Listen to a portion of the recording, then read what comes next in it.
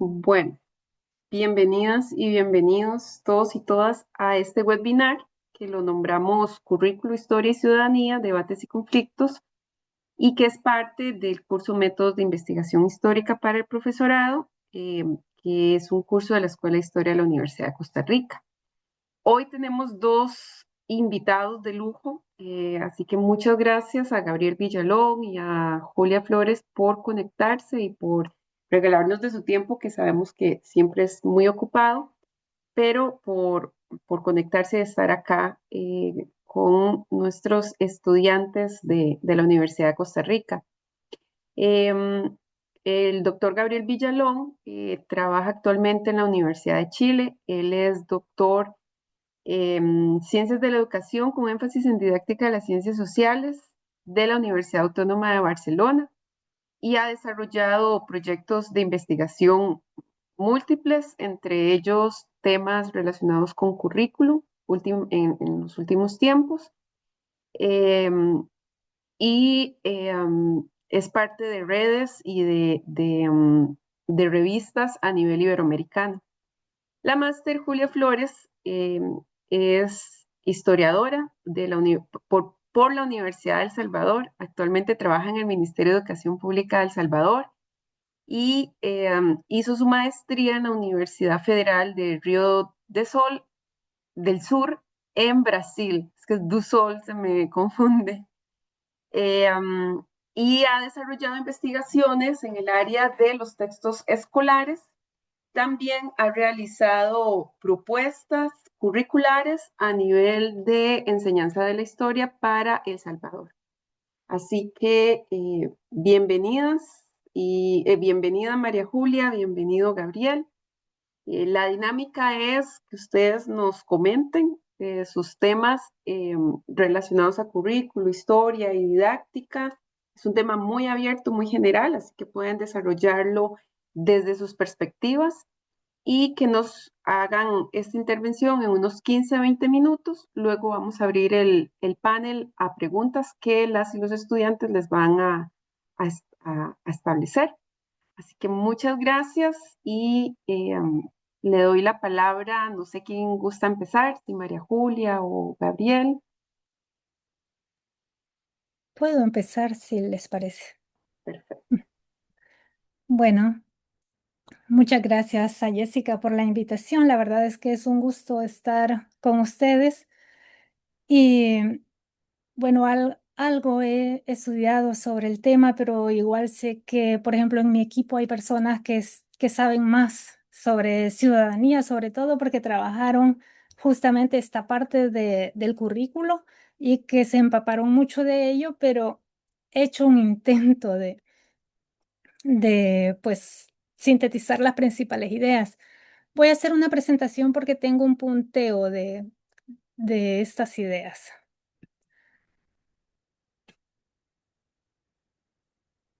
Veamos.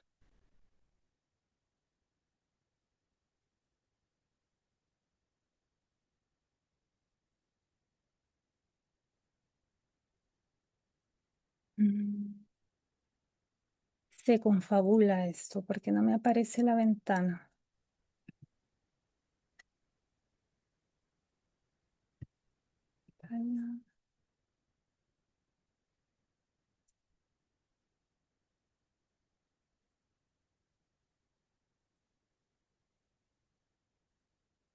Mm, Bueno, estoy teniendo problemas para compartir.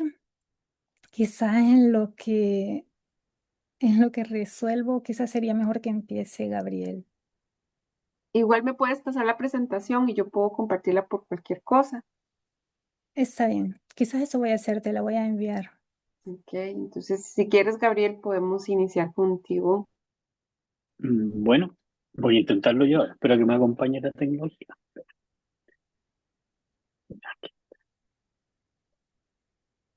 Se ve, ¿cierto? Sí, ahí se está viendo nada más. Ahí está perfecto. Ya.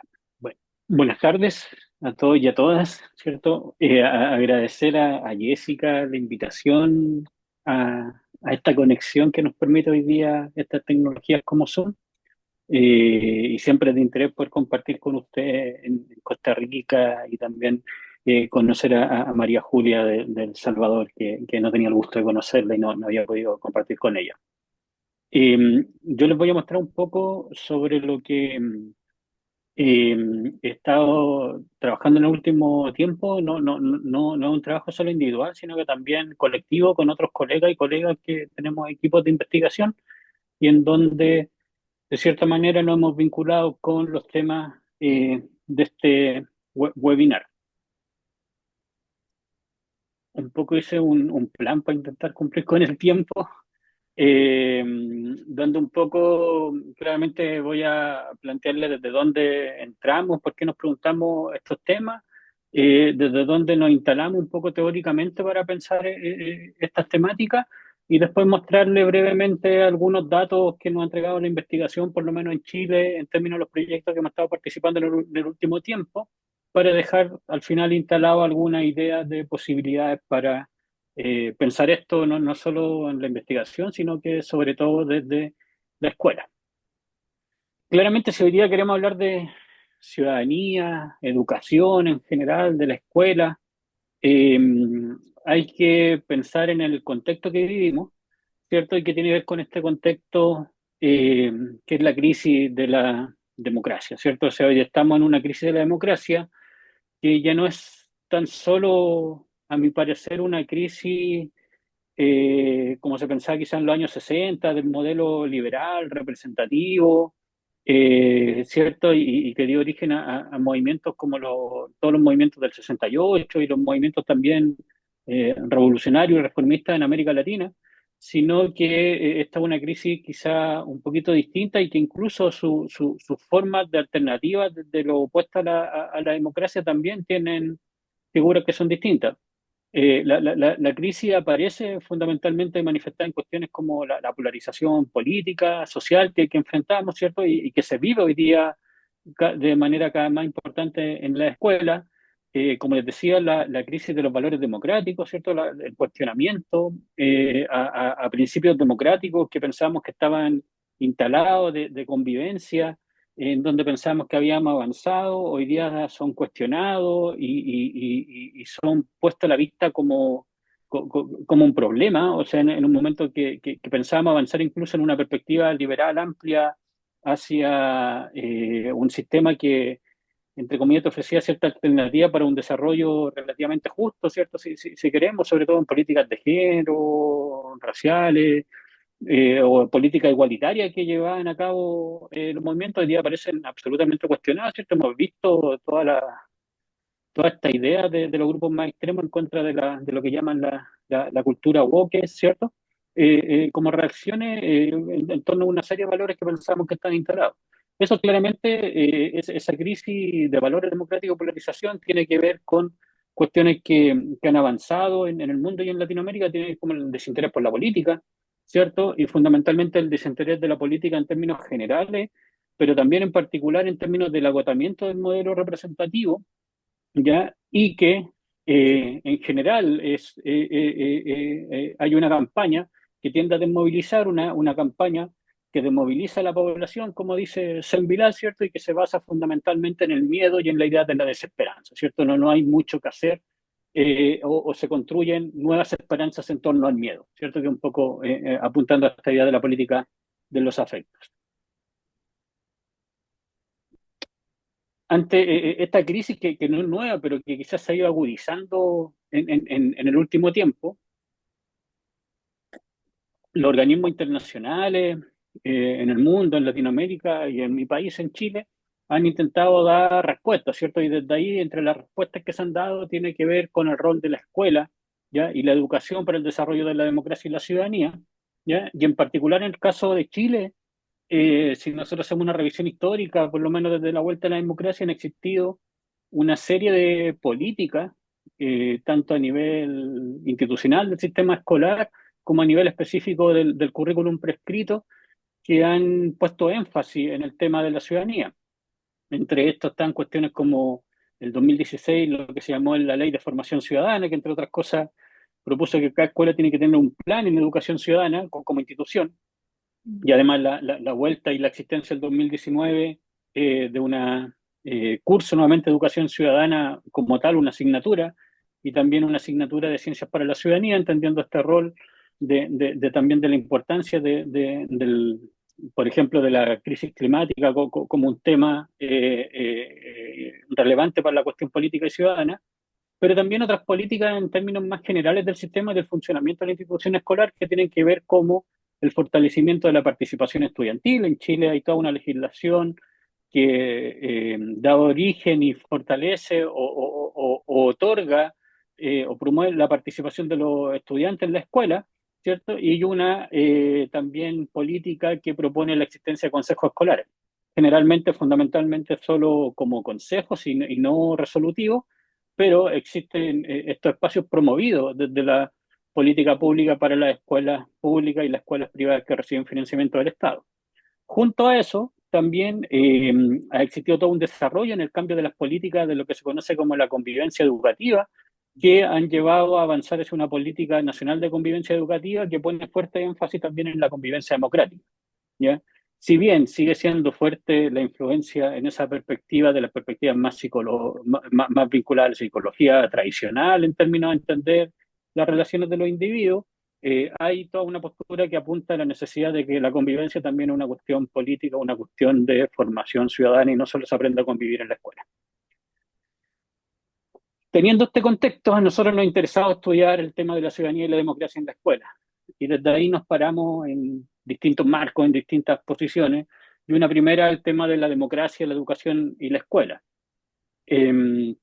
Fundamentalmente nos hemos estado preguntando qué deberían hacer las escuelas para fortalecer la democracia, y desde ahí, cuando miramos eso, podemos distinguir distintas respuestas, ¿cierto? Por una parte, la respuesta quizás más típica y que probablemente está presente de alguna manera tanto en el currículum de Costa Rica, de El Salvador, pero en general en el mundo de Latinoamérica, tiene que ver con la respuesta sobre el desarrollo de ciertas habilidades, conocimientos, actitudes, vinculada al desarrollo de la educación ciudadana, ¿cierto? El establecimiento de estándares, competencias de educación ciudadana, que ha sido quizás la política más típica, y lo que encontramos también, por ejemplo, en políticas como las que propone la OECD en términos del desarrollo de la ciudadanía como una competencia importante para la formación de los estudiantes, ¿cierto? Y con una idea muy fuerte de la escuela de espacio de preparación para los futuros ciudadanos.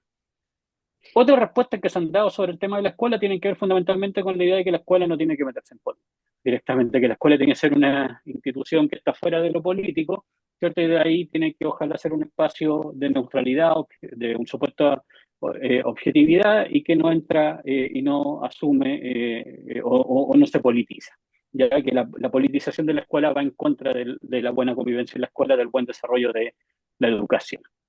Finalmente, y donde más bien nos instalamos nosotros, tiene que ver con la idea que ha reinstalado los enfoques de la democracia radical, que apuestan por la necesidad de que la escuela vuelvan a ser politizada, de cierta manera, la escuela como un espacio de formación política, pero también un espacio político en sí, un espacio democrático, no una escuela que solo prepara para la democracia o prepara para la ciudadanía, sino un espacio en donde se vive la ciudadanía, donde se experimenta la democracia. Desde ahí las escuelas debiesen asumir este rol y entender que avanzan en esa lógica.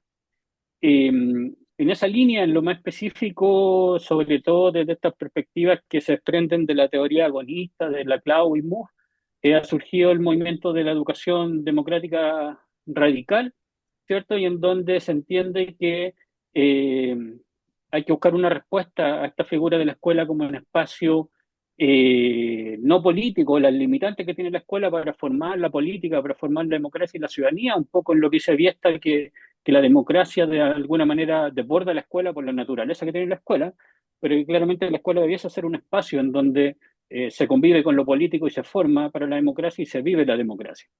Eh, Desde ahí, claramente, un desafío importante atendiendo a la idea de que las escuelas son espacios, más bien, si tomamos la idea del agonismo, como un espacio de sedimentación, en donde más que, de cierta manera, fortalecerse lo político, tiende a institucionalizarse, a ordenarse, a limitar la democracia, y no como un espacio de construcción democrática continua. Desde ahí, por lo tanto, el desafío que le queda a la investigación en educación ciudadana, en educación democrática, es pensar en cómo la escuela convive en este espacio de ser un espacio político, democrático, ciudadano y un espacio también de formación. Ya cómo convive con ese espacio y desde ahí la idea de buscar de cómo la escuela puede volver a politizarse. Desde esa lógica, fundamentalmente la educación democrática, podríamos decir, ofrece tres ideas principales. Una que tiene que ver que las escuelas deberían crear espacios para el desacuerdo, o sea, de cierta manera esta idea de entender el conflicto como articulador de la democracia y a partir de la diferencia con el otro, del desacuerdo, establecer los mínimos democráticos para la convivencia, reconociendo a ese otro que no piensa igual que yo, por lo tanto, reconocer la formación de identidades políticas y que los estudiantes aprendan a cómo desenvolver, a desarrollar estrategias políticas para desempeñarse en ese espacio. Desde ese marco genérico de la educación democrática es que estamos entrando nosotros a leer la escuela en términos de cómo se desarrolla la educación ciudadana, y para eso la educación ciudadana la entendemos como una práctica curricular y la leemos desde la teoría curricular. Fundamentalmente de ahí ocupamos el concepto de currículum en un sentido amplio, desde las perspectivas más críticas del currículum, y entendemos que el currículum es fundamentalmente la selección de conocimientos, ¿cierto?, que se realiza para ser transmitido a la población a través de la escuela. Entendemos que esa transmisión de ese conocimiento es un conocimiento que se define a partir de una disputa entre distintos grupos de interés y que la instalación de un conocimiento específico que se conoce como conocimiento legítimo está siempre en oposición a otros conocimientos que se considera que no deben ser enseñados. Para hacer eso, la escuela ocupa distintos tipos de currículum, no solo el que está prescrito en los programas de educación, sino que sería el explícito, sino que también otras formas de transmisión que son el currículum implícito oculto, o también un último tipo que algunos están promoviendo y que nosotros hemos estudiado, que tiene que ver también con la experiencia curricular, que tiene que ver con la experiencia que construye el estudiante finalmente en el espacio escolar. Si pensamos que a través de ese conocimiento que transmite la escuela a partir de la selección curricular, lo que hace es entregar experiencia, entregar significado a los estudiantes. Por lo tanto, si la escuela entrega significados, ya construye significados, uno de esos significados que busca construir es el significado sobre lo político, sobre la ciudadanía. ¿Ya? Y por lo tanto, desde ahí entendemos que la ciudadanía es uno de los conocimientos que la escuela busca transmitir. Y por eso es tan importante estudiarlo en la escuela y estudiarlo en toda esta dimensión amplia del currículo. Para entender la ciudadanía, nos instalamos de la definición genérica liberal de esta relación entre un individuo y la comunidad política, que se cortina la idea de Marshall, pero de ahí entendemos que la ciudadanía como concepto se ha construido históricamente y podemos entre la fin de definiciones que hay, identificar tres grandes tradiciones, que son una ciudadanía conservadora, una liberal y una crítica. En ese contexto es que, esto solo lo voy a pasar un poquito rápido para mostrarle algunas cosas más, nosotros organizamos la ciudadanía en estas tres tradiciones, solo ideas principales. Una ciudadanía conservadora, claramente es la ciudadanía que busca fundamentar el tema de la pertenencia a la nación, los valores tradicionales, y pone mucho énfasis en los derechos más bien de tipo civil, ya en derechos y deberes, la idea del Estado de Derecho y la democracia representativa, sobre todo aquella de los expertos, una participación limitada en donde se delega el poder a ciertos expertos que toman decisiones. En términos de la educación, lo que propone es claramente mantener el status quo y aprender a funcionar bajo la institucionalidad política. La segunda tradición, las ciudadanías liberales, lo que buscan fundamentalmente es el vínculo con la comunidad política, más que la nación, el vínculo con la institucionalidad, con el Estado, con el gobierno, ¿cierto? Con lo público, si uno lo quiere ver así, y basan su discurso en términos de valores liberales centrados en el individuo y el respeto del otro. Ya desde ahí lo que se vincula más que solo los derechos civiles, también derechos políticos, y funciona entre lógicas de la democracia representativa y participativa, si un poco toman la idea de Paterman. Por lo tanto, ahí va jugando y articulando la participación a distintos niveles de los ciudadanos y ciudadanas. Por lo tanto, desde la educación que propone, fundamentalmente promover estos ideales individuales, pero con el reconocimiento de la diversidad. De cierta manera, permitir que los estudiantes reconozcan cómo articulan esa vida con otros y cómo van desde ahí construyéndose y desarrollándose en torno a las principales opciones que le entregue el sistema, sin querer necesariamente cambiar el sistema, sino que más bien aprovechando al máximo cómo el sistema le entrega ciertas oportunidades. Yo lo digo, esto es como muy típico de las series gringas de Netflix, así como la escuela ideal, participativa, supuestamente diversa, pero que tiene ciertas limitantes en algún momento. Ya que es como esa idea de aprovechar al máximo lo que el sistema te puede dar, ya, pero no necesariamente transformar el sistema. La tercera, que serían la ciudadanía sustantiva o crítica, que tiene que ver fundamentalmente en donde se reconocen diversas identidades, los valores que se promueven políticos están orientados a la justicia social, y junto a los derechos civiles y políticos se suman derechos culturales, sociales, económicos, y la idea de que la ampliación de derechos es una constante, una cuestión base para para la función del sistema democrático, o sea, el pensar en nuevos derechos. Desde ahí se articula entre participación representativa y directa, y para la escuela lo que busca es generar discursos que lleven a los estudiantes a pensar en cómo transformar la sociedad, siempre con una orientación hacia la justicia social, y lo que busca es conocimientos que permitan a los estudiantes analizar críticamente la sociedad, o sea, entender qué intereses se articulan, cómo funcionan las desigualdades, cómo funciona el poder, y por lo tanto desde ahí buscan que los estudiantes comprendan cómo se desarrollan los conflictos y de qué manera buscar alternativas democráticas para el abordaje de esos conflictos. ¿Ya? Claramente eso también genera la posibilidad de construcción de ambientes democráticos. Una tercera patita que tenía que ver con este webinar tiene que ver también con la historia. ¿Qué pasa con la historia, la ciencia de la historia? Seré un poquito breve aquí. Fundamentalmente en la historia, lo que nosotros hemos ido construyendo y mirando es que claramente los currículums de historia en los últimos, por lo menos en Chile, por lo menos casi de los últimos 20 años, han avanzado fuertemente a la instalación de la perspectiva del pensamiento histórico como alternativa a la construcción de una historia distinta en la escuela y que permita la construcción ciudadana y democrática en la escuela.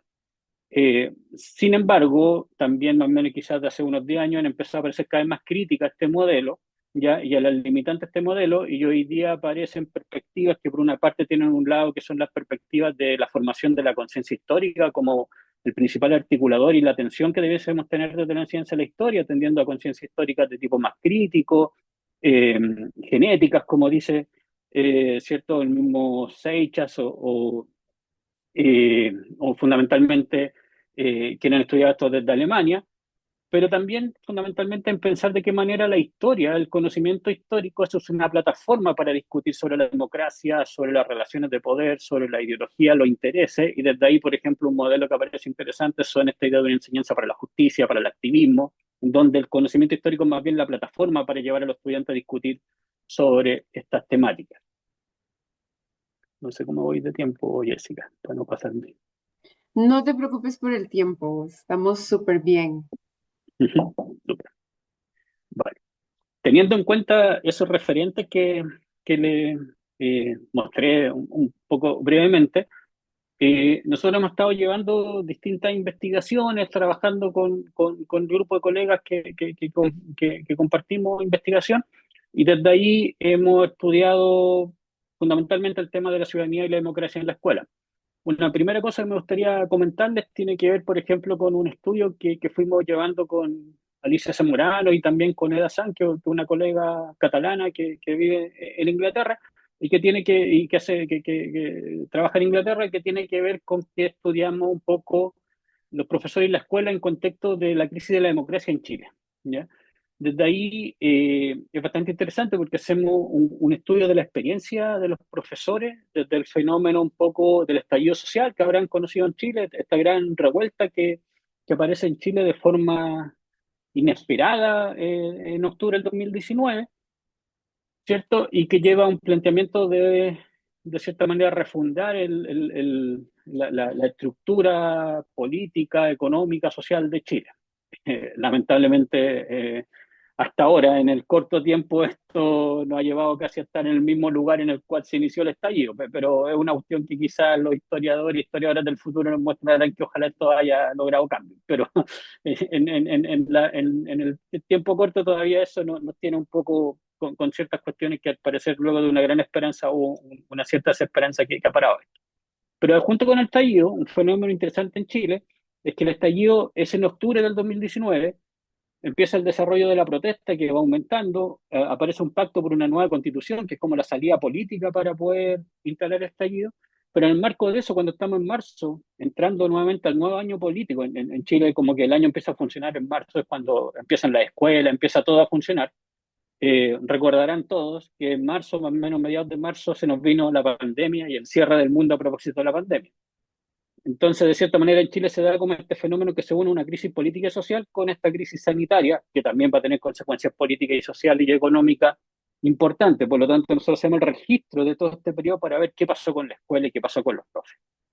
Fundamentalmente, ¿qué nos muestra aquí? La experiencia de distintos profesores, distintas áreas y niveles, profes de sociales, de ciencia, de matemática, de primaria, secundaria, algunos con cargos también distintos en la escuela, siendo coordinadores, otros profesores de aula, y lo que fuimos a preguntarle, bueno, ¿cómo habían vivido esta experiencia? Y de esta experiencia nos muestra fundamentalmente lo siguiente. En primer lugar, un relato que muestra cómo hasta antes del estallido, o en su relato, la escuela es un espacio más bien apolítico, de sedimentación, o sea, en donde más bien lo que se busca es estructurar en torno a la institucionalidad política vigente el funcionamiento de lo que es la democracia y la educación. Si bien, como el comentante, en Chile existen espacios de participación estudiantil, estos quedaban acotados a cuestiones muy específicas de la vida estudiantil en su menor valor. O sea, de cierta manera, ¿cuáles son los espacios de decisión de los jóvenes? Los espacios de decisión de los jóvenes es pensar cómo se hace la fiesta de la escuela de aniversario. Pero no hay espacios de decisiones, por ejemplo, en términos de pensar en cómo debe ser el currículum, en pensar cómo debe gastarse el presupuesto de la escuela. Esos espacios en general no existen. Los espacios son para cierta rutina muy propia que entienden los directivos y los profesores desde lo que sean los intereses de la cultura juvenil. En general, poco politizado, y lo que se hace en la escuela es dirigirlo a aprender ciudadanía, fundamentalmente en términos de entender de cómo funciona el sistema. Sin embargo, cuando los profes empiezan a relatar lo que sucede a partir del 18 de octubre del 2019, lo que se ve y que le pusimos al durante tiene que ver con el regreso de lo político a la escuela. Y ahí fundamentalmente suceden dos cuestiones, que una es como el desborde del consenso. De cierta manera, este espacio político sedimentado, cuando empieza a surgir el interés en la crisis política, se desborda. Y se desborda desde cuestiones muy particulares, como que hay escuelas que en medio, en Chile las protestas en todas las ciudades los primeros días, gente marchando por las calles, pero muchas escuelas, sobre todo de carácter privado o escuelas privadas que reciben recursos públicos en Chile, se intentó continuar con clases. Entonces hay a veces desbordes literal en donde va la marcha pasando por fuera y los estudiantes empiezan a presionar para salir de la escuela e irse a marchar. Es el nivel literal del desborde, pero al mismo tiempo el desborde en términos de que lo que dicen los profesores en su experiencia es que la escuela tiene que empezar a hablar de lo político, hablar de lo político, porque los estudiantes les piden hablar qué está pasando, los padres le piden intentar explicar qué está sucediendo, como que los padres a veces se vuelven a la escuela y dicen, por favor, explíqueme qué pasa, a los profes de ciencias sociales, por ejemplo. Y también un surgimiento de una necesidad de contextualizar el saber, de cierta manera, de qué manera el saber ese de quizás de aprender sobre democracia, que era un concepto, se hacía carne en lo que estaba sucediendo, de qué manera eso se vinculaba con entender cómo funcionaba todo, cómo se tomaban decisiones, qué era hacer una asamblea, qué era hacer un cabildo, qué fueron formas que se organizaran. Desde ahí pasa esto en el momento de mayor podríamos decir, conflicto, que es el estallido. Luego hay una última etapa que le pusimos el durante y el ahora, y que tiene que ver con pasado el estallido, venía la pandemia y el regreso luego de la pandemia a la escuela, y que de alguna manera le denominamos el fracaso de la tarea reconstructiva, y que tiene que ver con que la escuela, en esta vuelta, en que viene, en que de cierta manera el subidón del estallido social y de una posibilidad de cambiar la constitución choca con el miedo que instala la pandemia, ¿ya? Y los distintos fenómenos que se empiezan a producir, esta especie de espacios de claroscuros que empiezan a surgir en la sociedad, y en la escuela se nota fuertemente. ¿Qué dicen los profesores? Que, por ejemplo, el desacuerdo, la negación del otro, la idea de no reconocer al otro se hace fuerte a medida que empieza a avanzar la pandemia. La violencia se instala como un elemento importante en la escuela, ¿ya? Esta idea de la polarización, la escuela la empieza a sentir en distintas dimensiones. Y desde ahí, ¿cómo responde la escuela? La escuela empieza a responder con el retorno de la escuela política, esta idea de esa escuela que no decía, que no se metía en política, que solo enseñaba para la institucionalidad vigente, vuelve a instalarse, pero al mismo tiempo empieza a haber un desgano, por ejemplo, en los estudiantes de olvidar la participación, ¿ya? De cierta manera, por lo tanto, la experiencia de la crisis nos muestra esta idea de cómo la escuela vive lo político y va intentando reconfigurarse en torno de lo político. En esa misma línea, nosotros hemos hecho también un seguimiento sobre finalmente, bueno, y qué pasa directamente cuando hablamos de ciudadanía en la escuela, ya más allá del momento mismo de la crisis y la experiencia de la crisis. Y hemos revisado un poco de qué manera se articula el currículum y la ciudadanía, pero entendiendo el currículum en este sentido amplio como lo describí antes. Desde ahí, lo que hemos podido ver en Chile, ¿ya? Y como saben ustedes, Chile es uno de los ejemplos del modelo neoliberal y de la privatización de lo público, en particular de la educación. Lo que hemos visto es cómo, de cierta manera, en un modelo altamente privatizado, con alta participación de privado y en donde la educación se deja en esta idea del derecho de los padres a elegir, pero que la verdad que es un argumento para que el mercado entre en la educación. eh, la escuela a la que asisten los estudiantes tiene un peso importante sobre el tipo de ciudadanía o la experiencia de ciudadanía que reciben los estudiantes. ¿Qué es lo que pasa acá? Es que fundamentalmente nos hemos dado cuenta que en la escuela chilena se enseñan distintos tipos de ciudadanía. Y esto está por sobre incluso lo que propone la ley sobre formación ciudadana, que claramente se instala en lógicas mucho más liberales.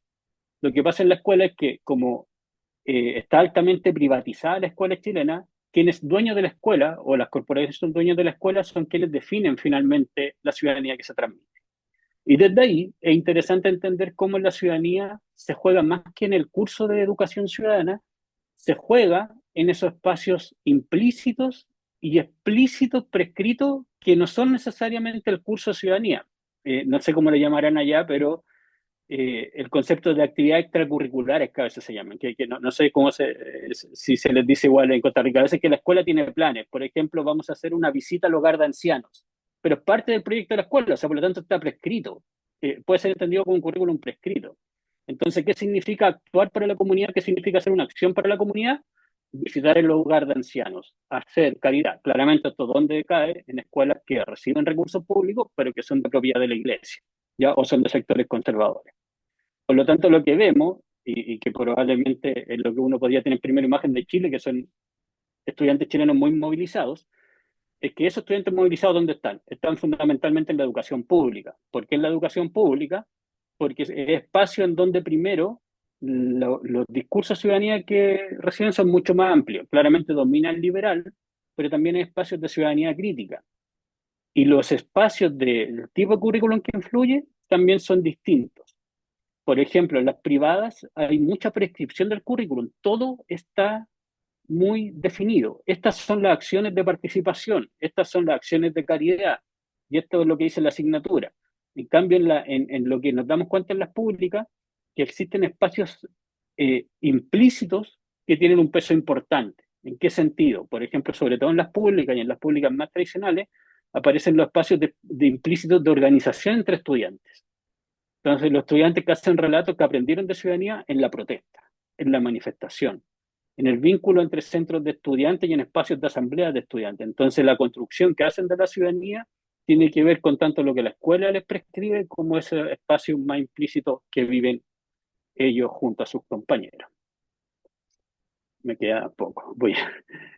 Lo último, solo para mostrar antes de dejar algunas ideas abiertas para escuchar sus opiniones.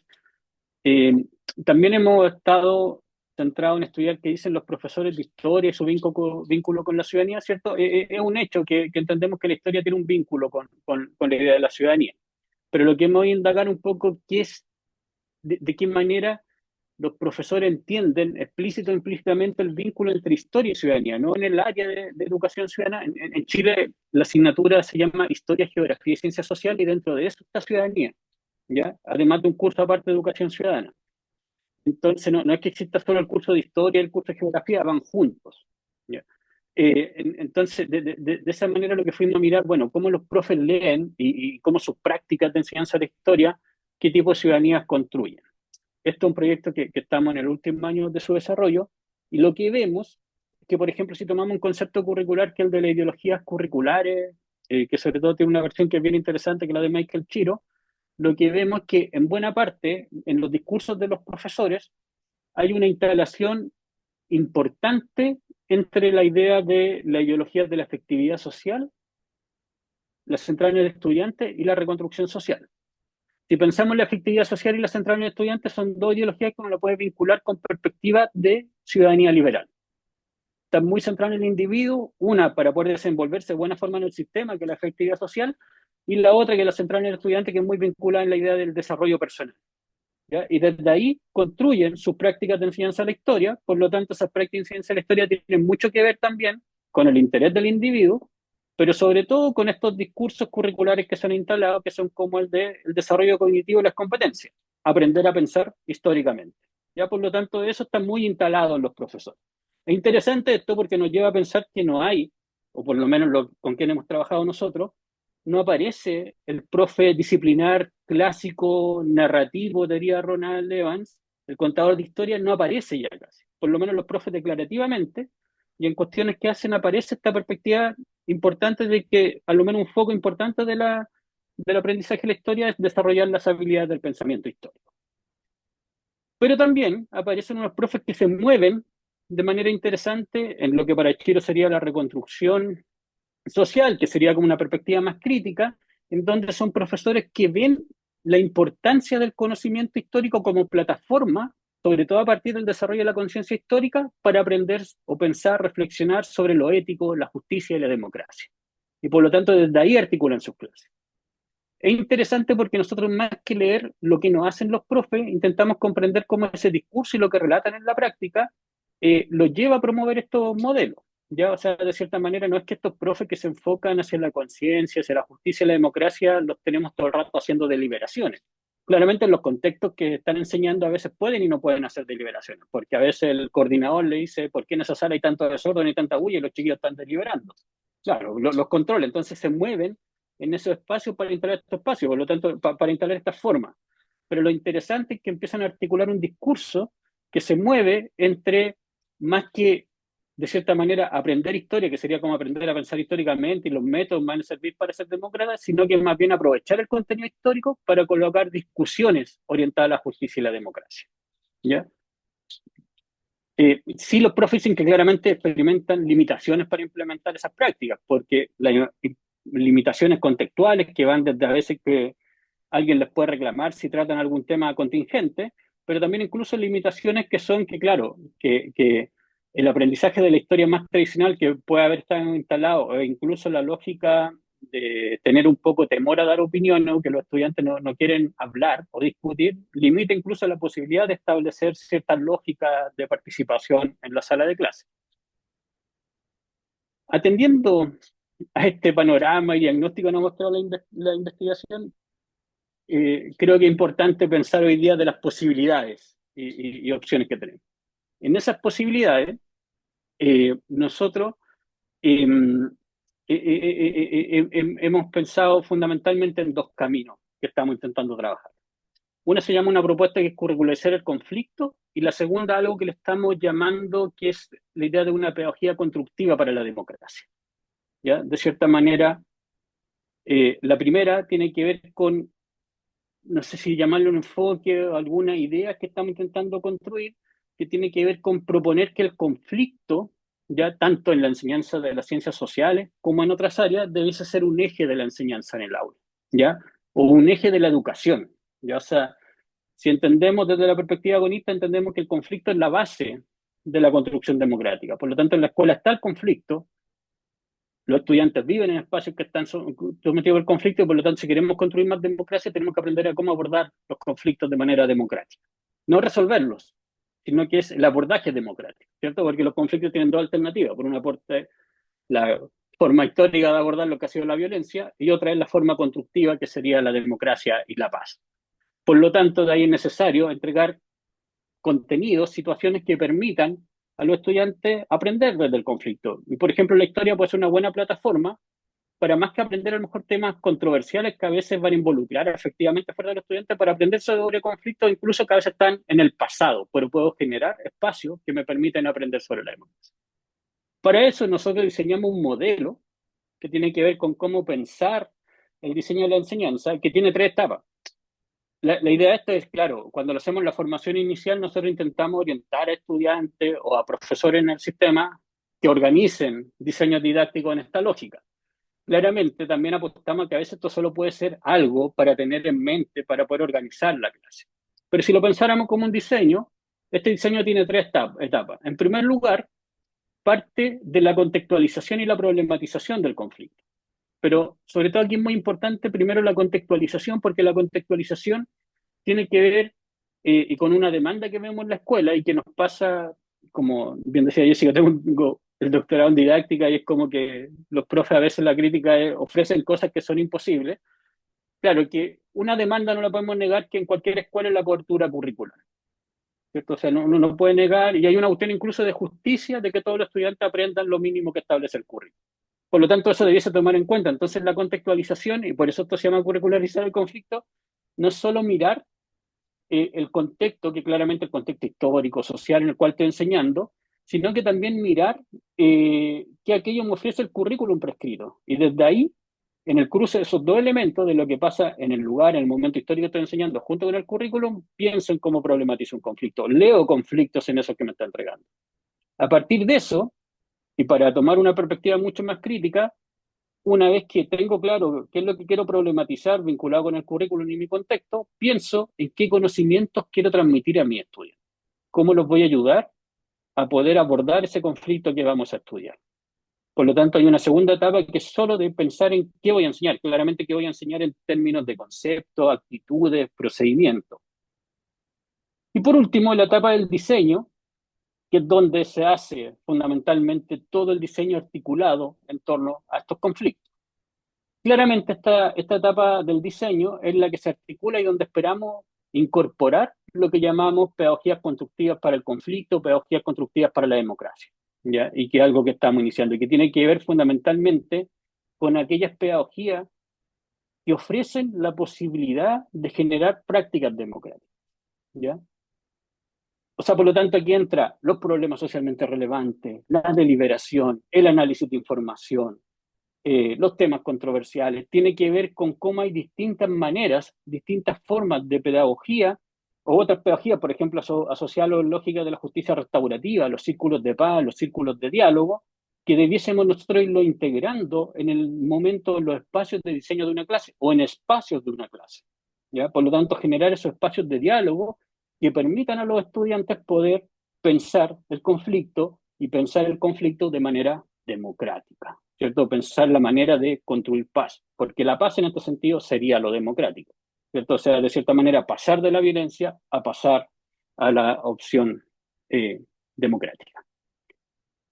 Esto, para ir cerrando, ¿cierto? Y a propósito del éxito del Eternauta, tiene que ver con esta idea de un mundo en crisis en donde nadie se salva solo. Por lo tanto, tenemos que enseñar a nuestros estudiantes a pensar en comunidad, a pensar en las alternativas democráticas para abordar esta crisis y los conflictos. Eso, muchas gracias. Ya, listo. Ya estamos grabando. Ok, quizás en la siguiente diapositiva están como los puntos en los que me voy a centrar, que serán como unas ideas generales sobre la ciudadanía. Luego la ciudadanía antes de los acuerdos de paz en El Salvador, ciudadanía en el contexto de los acuerdos de paz y los últimos cambios y continuidades en los nuevos programas de estudio, especialmente en estudios sociales, que hoy en El Salvador ya no son estudios sociales, ahora la materia se llama ciudadanía y valores. Y bueno, quizás contrario a Gabriel, yo sí me he basado bastante en el currículo oficial, en los documentos, porque entiendo esa idea de que el currículo es súper amplio, ¿verdad? Y necesitaba como centrarme en puntos específicos. La siguiente.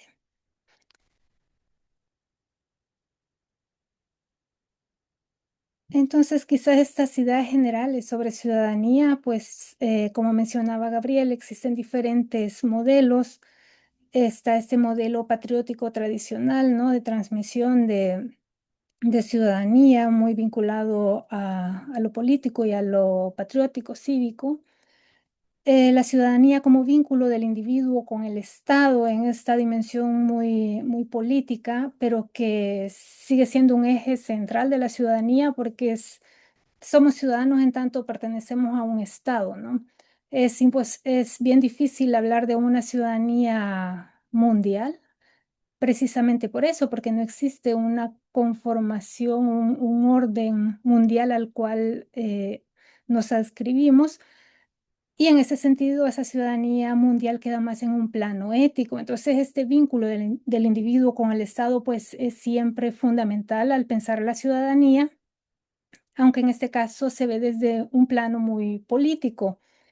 Y bueno, es un mecanismo de inclusión, ¿verdad? Es la forma en que eh, nos hacemos con los derechos que nos dan estas instituciones y pues esta organización política, y a la vez es un mecanismo de exclusión, ¿verdad? Y eso lo hemos visto a lo largo de la historia, ¿no? Como determinados grupos han estado excluidos de la participación o de la ciudadanía.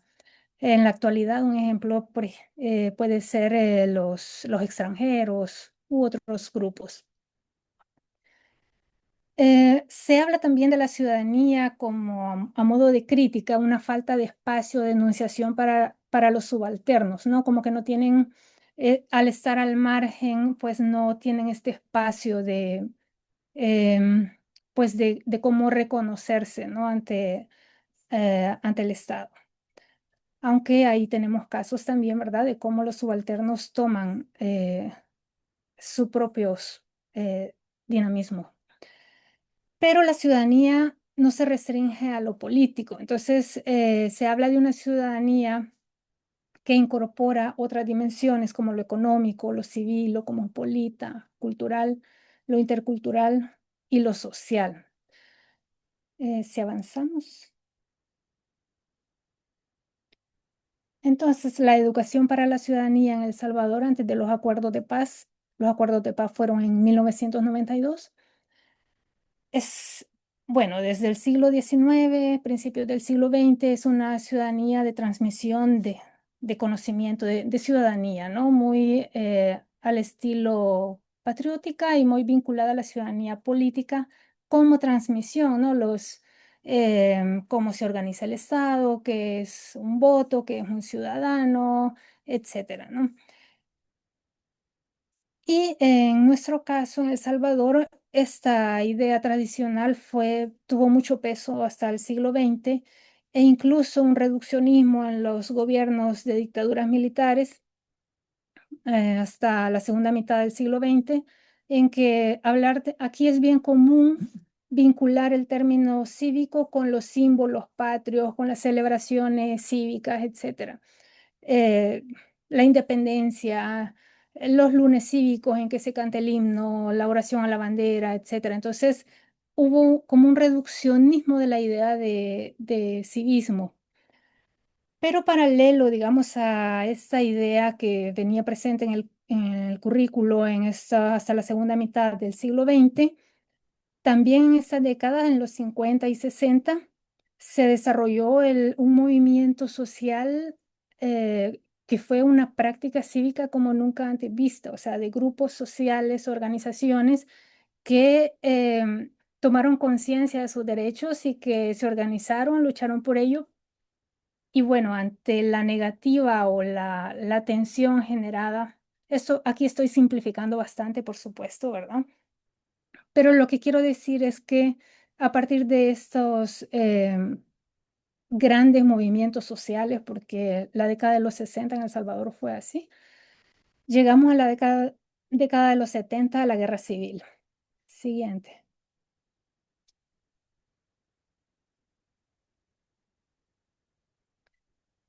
Entonces, la ciudadanía en el contexto de los acuerdos de paz, quizás acá hay que tener en cuenta que terminada la guerra civil de la década del 70, el 80, el 92 son los acuerdos de paz. pues tener en cuenta una sociedad destruida, su tejido social roto, violencia de todo tipo, o sea, veníamos de unas violencias políticas sumamente fuertes y, y además todas las violencias cotidianas, violencia de todo tipo, ¿sí? Entonces, los acuerdos de paz van a poner en el centro de la agenda a eso, a la consolidación de la paz, una paz duradera. Y los dos pilares para consolidar la paz se presentaban como la democracia y los valores. Los fundamentos curriculares que están vigentes hasta la actualidad son de 1994 y son en este contexto, ¿no? De la reforma educativa en marcha. Entonces, bueno, en estos fundamentos curriculares también se habla de una educación para la democracia, pues es un pilar fundamental para la paz, ¿no? Y acá se hablaba de privilegiar la investigación, estimular el debate, abrir espacios al pensamiento crítico, sensibilizar al ser humano sobre la trascendencia de su propio destino en armonía con el destino que comparte con sus semejantes, resolver las diferencias a través de los canales democráticos. Es decir, veníamos de una guerra, de un caos y teníamos que aprender a vivir en un nuevo país, en un nuevo modelo. Y se estaba planteando estas ideas que de forma declarativa, o sea, en el papel, por decirlo de algún modo, la verdad es que a mí me parece que demuestran apertura, ¿no? O que demuestran elementos de cambio con respecto a lo que se estaba viviendo en décadas anteriores. Asimismo, y bueno, el currículo aún a nivel de currículo oficial, ¿no? De documento igual es súper amplio, así que yo me voy a limitar a los estudios sociales. Entonces, en los estudios sociales es donde se delega, ¿no? Este tipo de educación. Igualmente, en los estudios sociales se plantea ese análisis crítico de los procesos históricos. Ahora veamos qué pasó, ¿verdad? En la siguiente diapositiva. Quizás introducir acá los debates en torno a la ciudadanía en el currículo eh, e ir viendo, ¿no? Si se habla de una despolitización de la ciudadanía porque se ve volcada a los valores. Si bien los dos pilares eran la educación para la democracia y la educación en valores, algunos autores, como Carlos Rodríguez, proponen que los valores cobraron mayor importancia. Y de hecho, había el mes, un mes para un valor. Y se pegaban en la pizarra el valor del mes. 1998 fue declarado el año de los valores, pero todo eso desde una didáctica bastante de transmisión, no tanto de problematizar o de vivir estos valores, sino que más bien siempre como este discurso explicativo, ¿no? De instrucción así, de transmisión siempre, ¿no? Luego, hay un abordaje negativo de la violencia, en el sentido de que como la paz es lo que está al centro, pero se ve como una paz negativa, una paz en tanto hay ausencia de conflicto. Entonces se crea ese prejuicio de la ausencia del conflicto. Se ve como el conflicto se ve indeseable, o sea, algo que no, o sea, no cabe, ¿verdad? Todo lo que se propone para estudiar tiene que estar enfocado a conseguir la armonía. Y a pesar de que se plantea un currículo por competencias o con la apertura que mencionaba, ¿verdad? De los debates, de abrirse a la resolución de las diferencias a través de las vías democráticas y eso, pues es muy fuerte la persistencia de una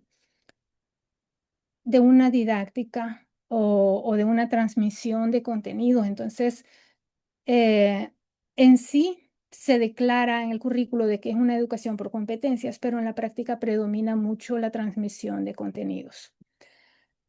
Ahora, el tema de los derechos y deberes aparecen en sentido de legalidad Y con esto me refiero de que, por supuesto, para aprender a vivir en esta nueva sociedad, en este nuevo país democrático, em, pues hay que hablar de las nuevas instituciones, hay que hablar del Estado de Derecho, hay que hablar de la legalidad, de los derechos que tienen que se tienen como ciudadanos, pero entendidos así como en términos de legalidad, o sea, los derechos están ahí, están en las leyes, están en los tratados y tenemos y son nuestros, ¿verdad? No se cuestiona si se puede perder alguno de ellos o qué vamos a hacer en caso de que uno de esos derechos sea violentado. O sea, entonces, en pocas palabras, se está negando la agencia ciudadana.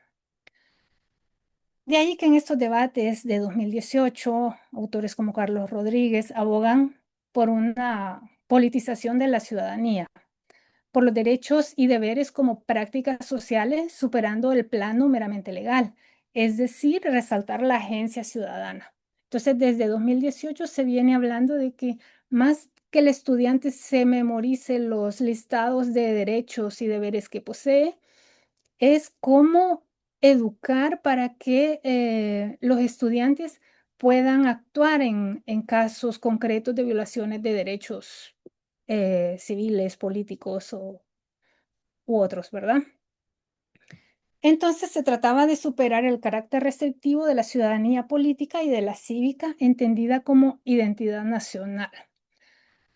Incorporar la perspectiva histórica, o sea, este autor plantea de que eh, una cultura de paz o debe basarse en entender bien cómo las causas de la guerra civil, entender los acuerdos de paz a profundidad y las consecuencias que de ello derivó.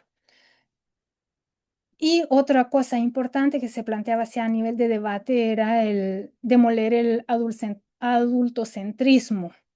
Esto porque siempre hay, qué sé yo, servidores públicos que tienen potestad para tomar decisiones, que de pronto cualquier problema es por falta de valores, ¿no? Entonces hay que enseñar valores. Y así de pronto sale ahí una materia de urbanidad moral y cívica, ¿verdad? Porque hay mucha violencia y lo que está detrás de la violencia son los valores. O imponer temas de participación política a los jóvenes, ¿no? Entonces, para que las juventudes participen políticamente, se requiere de, de procesos dialógicos, ¿no? De ver qué es lo que les interesa, en qué quieren participar y esto. Estas son como las ideas principales que están en el debate, eh, más o menos acá en 2018 y los traigo a cuenta porque algo de esto se retoma para los nuevos programas. Siguiente diapositiva. Bueno, aquí solo para un ejemplo, ¿verdad? Este es educación media, si no me equivoco, es primer año de bachillerato. Se plantea orígenes y desarrollo de los derechos humanos y vigencia práctica en El Salvador. Investigación y sistematización. Aquí investigación es como ir a buscar la información, o sea, no tiene una idea como mucho más profunda, a menos que el docente que está en la escuela pues lo planifique diferente, ¿no? De la historia de los derechos humanos y su vigencia práctica en El Salvador como fundamento armónico de las relaciones humanas. O sea, se está viendo los derechos son fundamentales para mantener esa armonía, ¿no? Para que no haya conflicto.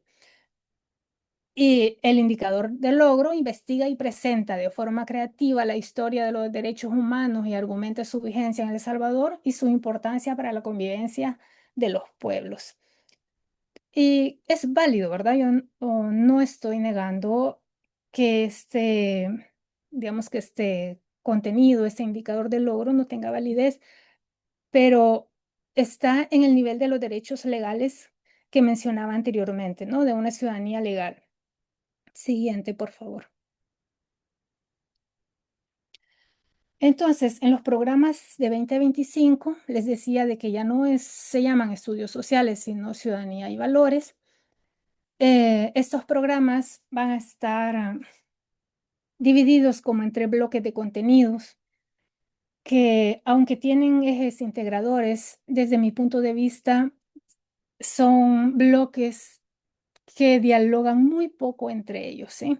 Tiene un bloque de geografía, un bloque de historia y un bloque propiamente de ciudadanía, de práctica ciudadana, ¿verdad? Participación ciudadana, perdón. Entonces, en el centro del perfil de los estudiantes de sociales está de ciudadanía, que es ahora, no me acostumbro. En el centro, digamos, está ejercer ciudadanía responsable de manera integral. Esto integral, a mi modo de ver, está retomando parte de los debates de 2018, porque una ciudadanía integral es esta que parte de que existen estas pequeñas valoraciones compartidas por los miembros de una sociedad y que en ese sentido el vínculo es sí con las instituciones del Estado, pero también es un compromiso con la sociedad, ¿no? Y de ahí, digamos, en pocas palabras, es que de eso se desprende la agencia ciudadana, o sea, de verlo con un enfoque de derecho, ¿no? Tengo de ver con los demás de esta sociedad y en ese sentido, perdón, en ese sentido, pues promover la agencia ciudadana. Y acá de nuevo, participando activamente, aplicando los valores y convicciones de vida en las situaciones cotidianas. Luego está el proyecto de vida, que va a ser un eje fundamental en todos los grados, que se involucra de manera propositiva en los problemas del entorno, aportando elementos de solución, de nuevo, llamando a la participación. Comprende las situaciones de la realidad social desde una perspectiva histórica con elementos del pensamiento crítico, fomenta la interculturalidad y luego interviene de manera propositiva para crear condiciones de resiliencia y sostenibilidad a partir de análisis de las características demográficas, políticas, económicas en diferentes escalas. Esto es el ámbito de la geografía. Siguiente, por favor. Entonces, lo he planteado así como cambios y continuidades en los nuevos programas que salieron este año. Y entre los cambios es esto que les mencionaba, ¿no? Que se habla de una ciudadanía integral. Quizás para poner un ejemplo, cómo se incorpora en este caso en historia. Antes aparecía como cuáles son los derechos de las mujeres y aparecía ahí el listado de derechos y quizás una cronología de los mismos, ¿verdad? Entonces, en los programas actuales se ha tratado de incorporar cómo esos derechos son producto de una lucha de las mujeres, o sea, de hacer ver la agencia de las mujeres para conseguir esos derechos. Y, y bueno, es así a modo de ejemplo, ¿verdad? Pero en el bloque ese de ciudadanía que les mencionaba, ahí se trabaja más a nivel de vida cotidiana, de problemas del contexto de los estudiantes, este ámbito de la ciudadanía integral. Luego, la ciudadanía crítica, igual a través del pensamiento geográfico, el pensamiento crítico, y de incorporar otras dimensiones.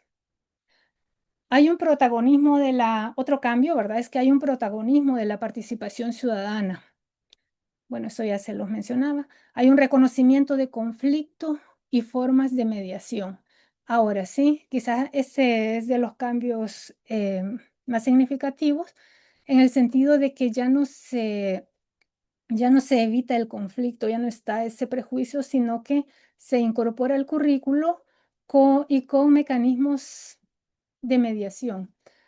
Ahora, la forma en que se incorpora, o sea, todo esto son como ideas declarativas, ¿verdad? Quizás muy difícil es ya verlo en los programas de estudio, cómo quedó planteado finalmente, y quizás mucho más difícil sería cómo los docentes se están apropiando, están interpretando todas estas ideas. Entonces, cuando se habla del conflicto, se habla de que los conflictos por el agua, los conflictos por la tenencia de la tierra, los conflictos en la escuela, en la comunidad, etcétera. Y formas de gestionarlo, ¿verdad? Ya no se trata, o sea, es de reconocer que en todos los grupos sociales habrá algún tipo de conflicto, o sea, no se pueden evitar, y que debemos aprender a cómo gestionarlos democráticamente. Luego está la ciudadanía, que incorpora otras dimensiones en este bloque de ciudadanía que les mencionaba. Hay un área para lo intercultural, otro para lo afectivo, en que se habla de las emociones, cómo gestionar las emociones con los estudiantes y todo esto. La convivencia, los derechos humanos, etcétera. Y respecto a las continuidades, pues hay un fuerte protagonismo de los valores, siempre, ¿verdad? Respeto, tolerancia, igualdad, justicia. Esto los encontramos de forma transversal en cada una, si es el proyecto de vida, si es lo intercultural, pues los valores van ahí fuertemente. También predomina la información sobre la problematización, porque, o sea, a pesar de que están todas estas ideas transformadoras, les decía que al ver los programas, a mí, desde mi punto de vista, yo siento una falta de problematización. Siento que de algún modo predomina mucha información y de pronto la agencia ciudadana queda en una actividad como muy, no sé, no me termina así como pues de convencer. Sin embargo, digamos, está la propuesta. Y luego la perspectiva histórica del país se reduce a educación media. Esto es como una constante, no sabía si ponerlo como cambio o continuidad, porque en un principio, después de los acuerdos de paz, se retoma el pasado reciente con este tema de los derechos humanos, la guerra civil, los acuerdos de paz, bueno, los programas de posguerra, lo que predomina tiene que ver con la institucionalidad democrática, los acuerdos de paz, ¿verdad? Pero sí se retoma el pasado reciente. Con el paso del tiempo se ha ido quitando, y hoy quedó como para educación media. Siguiente, por favor. Este es un ejemplo del programa, si no me equivoco, de quinto grado, que habla sobre gestión de conflictos en el centro escolar y localidad. Conflictos en el centro escolar y la localidad, ¿verdad? Reconocimiento de los conflictos frecuentes en el centro escolar, la localidad, considerando las variables que intervienen en estos. Identifica los conflictos frecuentes en el centro escolar y la localidad, considerando las variables. Si ven, es lo que les decía, o sea, ella trasladado a un programa, es como, o sea, como docente, ¿qué va a hacer, verdad? Con estos contenidos conceptuales, procedimentales, indicador de logro. Em, bueno, algunos docentes muy creativos seguramente encontrarán la forma de problematizar y todo esto, ¿verdad? Pero también hay libros de texto que algunos están todavía produciéndose y otros que ya están circulando, que, digamos, un poco desarrollan estas temáticas. Siguiente, por favor. Luego, las actividades didácticas sugeridas son las relacionadas con el pensamiento geográfico, como la problematización, análisis de casos, interpretaciones cartográficas, relaciones causa-efecto, y de historia el pensamiento histórico. Acá predomina bastante el análisis de fuentes históricas. Pensamiento crítico entra por esta vía de una vertiente más bien cognitivista y no tanto en la vertiente del pensamiento crítico de los 60, ¿verdad? Luego una participación ciudadana, que es el otro bloque. Hay un estudio de casos, análisis de problemáticas, propuestas para resolución de conflictos, la reflexión para la toma de decisiones, considerando las oportunidades y desafíos que esas conllevan. Y claro, acá el gran desafío es la formación ciudadana, la formación docente, perdón. Se han lanzado, digamos, estos cambios curriculares y, y los docentes no han recibido una formación en pensamiento histórico o pensamiento geográfico, por ejemplo. Entonces, em, y en su formación inicial docente tampoco recibieron, de parte de geógrafos, de historiadores, cómo funcionan estas disciplinas. Entonces, creo que la iniciativa, la propuesta en este punto queda con una gran limitante, un gran reto en realidad. Y bueno, la participación ciudadana en tanto trata problemas del presente y hay recursos disponibles, pues hay formas. Quizás aquí el gran reto también es cómo articular, no como bloques de contenido separados, sino cómo articular verdaderas unidades didácticas que partan de problemáticas ciudadanas, que vinculen con lo histórico y que cierren ese ciclo volviendo a la problemática ciudadana inicial. Siguiente, por favor. Y la evaluación, de igual forma, es otro gran reto, o sea, porque digamos, hay que saber cómo funciona el pensamiento histórico para saber cómo se va a evaluar, qué tipo de razonamientos espero y qué evidencia se deben tener para ello, o el pensamiento geográfico. Entonces, igual hay una constante en la evaluación que tiende pues a una vertiente pues muy tradicional. Aquí de nuevo los docentes son los que tienen digamos, la forma de interpretar y ellos crean formas, ¿no? De cómo, diferentes actividades de cómo evaluar. Y bueno, me quedaría hasta ahí porque creo que también ya me pasé del tiempo. Muchísimas gracias a ambos por las exposiciones y por contarnos desde sus países cómo se ve el tema de la ciudadanía cuando la llevamos al campo de la enseñanza y también los conflictos que implica. Vamos a dividir la siguiente parte en dos bloques, donde las y los estudiantes van a hacer preguntas. Entonces, vamos a abrir el primer bloque para tres grupos.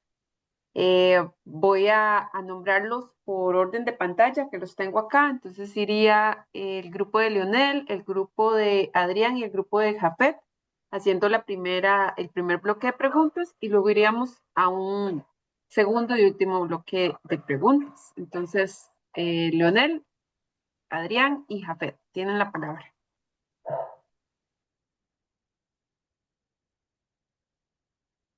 Ok, buenas noches, doctor Gabriel, Máster Julia, espero que se encuentre muy bien, profesora Jessica también.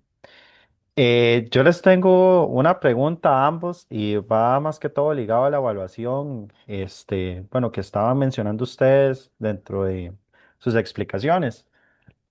En Costa Rica, en sí, el Ministerio de Educación Pública está abogando por una generalidad de las asignaturas con respecto a la evaluación. Esto en estudios sociales, español, matemática, entre otras, de las cuales se están utilizando estándares similares para medir el logro de competencias y conocimientos por parte del estudiante. La pregunta va, desde sus experiencias, ¿cómo se debería evaluar lo que se desarrolla en las clases de los estudios sociales con respecto a la historia y la formación ciudadana? ¿Creen que la evaluación debe tener una estructura afín o eso se debería de contemplar según el contexto de donde esté el estudiante? Por ejemplo, en Costa Rica, tomando en consideración la provincia, el cantón o en sí una parte específica del lugar donde se encuentren. Muchas gracias.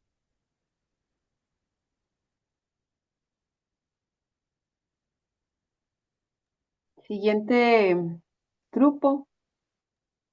Hola, buenas tardes. Bueno, ya observando lo que ustedes vienen exponiendo, bueno, nosotros como tal en la investigación, el trabajo de investigación para la licenciatura, tenemos definido estudiar lo que es la justicia social a partir de las diferentes concepciones que pueden haber en las personas, información inicial. Y a partir de ello, igualmente nos surge la pregunta acerca de cómo se puede generar, a partir de estos conceptos que ustedes vienen mencionando, una forma más participativa o abierta de entender una democracia radical, por así decirlo, y que nos ayude a cambiar no solo la forma en la que enseñamos los estudios sociales, sino también especialmente en cómo se puede enseñar y también especialmente en estos tiempos en los que se puede observar ciertos niveles de crisis e incertidumbre. Eso sería parte de nosotros. Muchas gracias, Lionel. Vamos con el grupo de Adrián. Hola, buenas tardes. Sí, bueno, como los dos temas van similar, ¿verdad? Entonces queríamos preguntar, como docentes, ¿cómo podríamos nosotros enfrentar ciertas resistencias que hay a nivel institucional o incluso, no sé, de los padres que dificultan a veces la enseñanza de ciertos contenidos que se consideran controvertidos o que no se deberían tocar desde tal forma? Como realmente sí se debería hacer, digamos, no sé, problematizándolos o socialmente relevantes, problemas en conflicto. ¿Cómo tratar esto, digamos, estando en un contexto en el que a veces nos podemos encontrar con, pues sí, con directivos, con padres o con la misma institución, ya sea como a nivel más cercano, que sea el centro educativo o ya el Ministerio de Educación o ese tipo de cosas? Y bueno, ¿qué ejemplos prácticos han ustedes implementado en sus prácticas docentes, digamos, o en sus contextos? Pues tomando en cuenta pues sí, la realidad de su país. Y también queríamos preguntar, actualmente, no sé, en nuestro país, y es una tendencia también general, los gobiernos tienden a fortalecer ciertas narrativas conservadoras y también nacionalistas. Entonces, ¿cómo podríamos nosotros o qué estrategias podríamos implementar como docentes para introducir narrativas que sean contrahegemónicas o que vayan en contra de esa tendencia, sin poner en riesgo también nuestra profesión, porque es un tema que siempre nos da miedo? Muchas gracias. Entonces, si querés, Gabriel, te damos el espacio a vos y luego se lo damos a María Julia para esta primera ronda de preguntas y luego seguimos con el siguiente bloque. Gracias por las preguntas. Y, o sea, primero como sobre evaluar. eh, O sea, es un hecho, no existe una única forma. O sea, yo creo que esta frase de Freire de que la educación es política tiene que apunta para toda práctica educativa y todo ámbito de la educación. Por lo tanto, la evaluación también tiene que ver con aquellos intereses que tengo y lo que quiero transmitir. Es un hecho que a veces separamos ciertos lenguajes educativos de la cuestión política y no sé, por lo menos en Chile, si bien existe también la evaluación en la lógica de estándar y todo, también hay un fuerte énfasis propuesto en el Ministerio, por ejemplo, por la evaluación para el aprendizaje. Eh, pero la evaluación para el aprendizaje formalmente o en su origen y quienes le dan origen es una apuesta política, una apuesta de democratizar precisamente la evaluación, de hacerla más transparente, de hacerla más participativa y en ese sentido claramente responde a una evaluación que debe ser contextual. Eh, Entiendo que eso debe dialogar con lo que piden los currículos establecidos, pero si fuese en términos de la toma de decisiones sobre la perspectiva del profesor, yo tomaría la decisión de una evaluación contextualizada que responda a esos estudiantes en particular, a ese contexto, a esa realidad, y en donde de cierta manera los estándares pueden ser un referente, pero hay cuestiones de mayor flexibilidad para hacer ese seguimiento evaluativo. Em, pero siempre no separaría la evaluación de pensar qué es lo que quiero yo educar y para qué quiero educar. O sea, tiene que ver con eso, tiene que ver con esas preguntas. En cuanto a de una democracia, o sea, de forma de enseñar la democracia de forma más participativa en estos tiempos de crisis, eh, a ver, yo creo que, que, que, que ahí hay un tema que tiene que ver con cómo, a ver, y lo voy a unir con la que viene después, que es de la idea de lo controvertido y las limitantes. Yo creo que hay una visión y un poco en esta idea de que que hemos estado construyendo de curricularizar el conflicto, pedagogías constructivas, yo creo que hay que tomar espacios, ya que quizá a veces un error es pensar que vamos a hacer un diseño completo o clases permanentes que apunten a la democracia. Eso no necesariamente es posible cuando estamos en la práctica escolar, en la escuela, por las mismas limitantes que ustedes comentan en sus preguntas. Eh, pero, pero podemos abrir espacios específicos, tomar decisiones que permitan generar prácticas democráticas. O sea, por ejemplo, desde los estudios sociales o desde la enseñanza de las ciencias sociales hemos puesto mucho énfasis en la lógica más iberoamericana, los problemas socialmente relevantes o los temas controversiales, que sí son importantes, son relevantes, tienen que ver una cuestión importante y en una dinámica muy también de una discusión en donde colocamos dos vertientes que parten de una posición en donde tienen que plantearse frente a una problemática específica.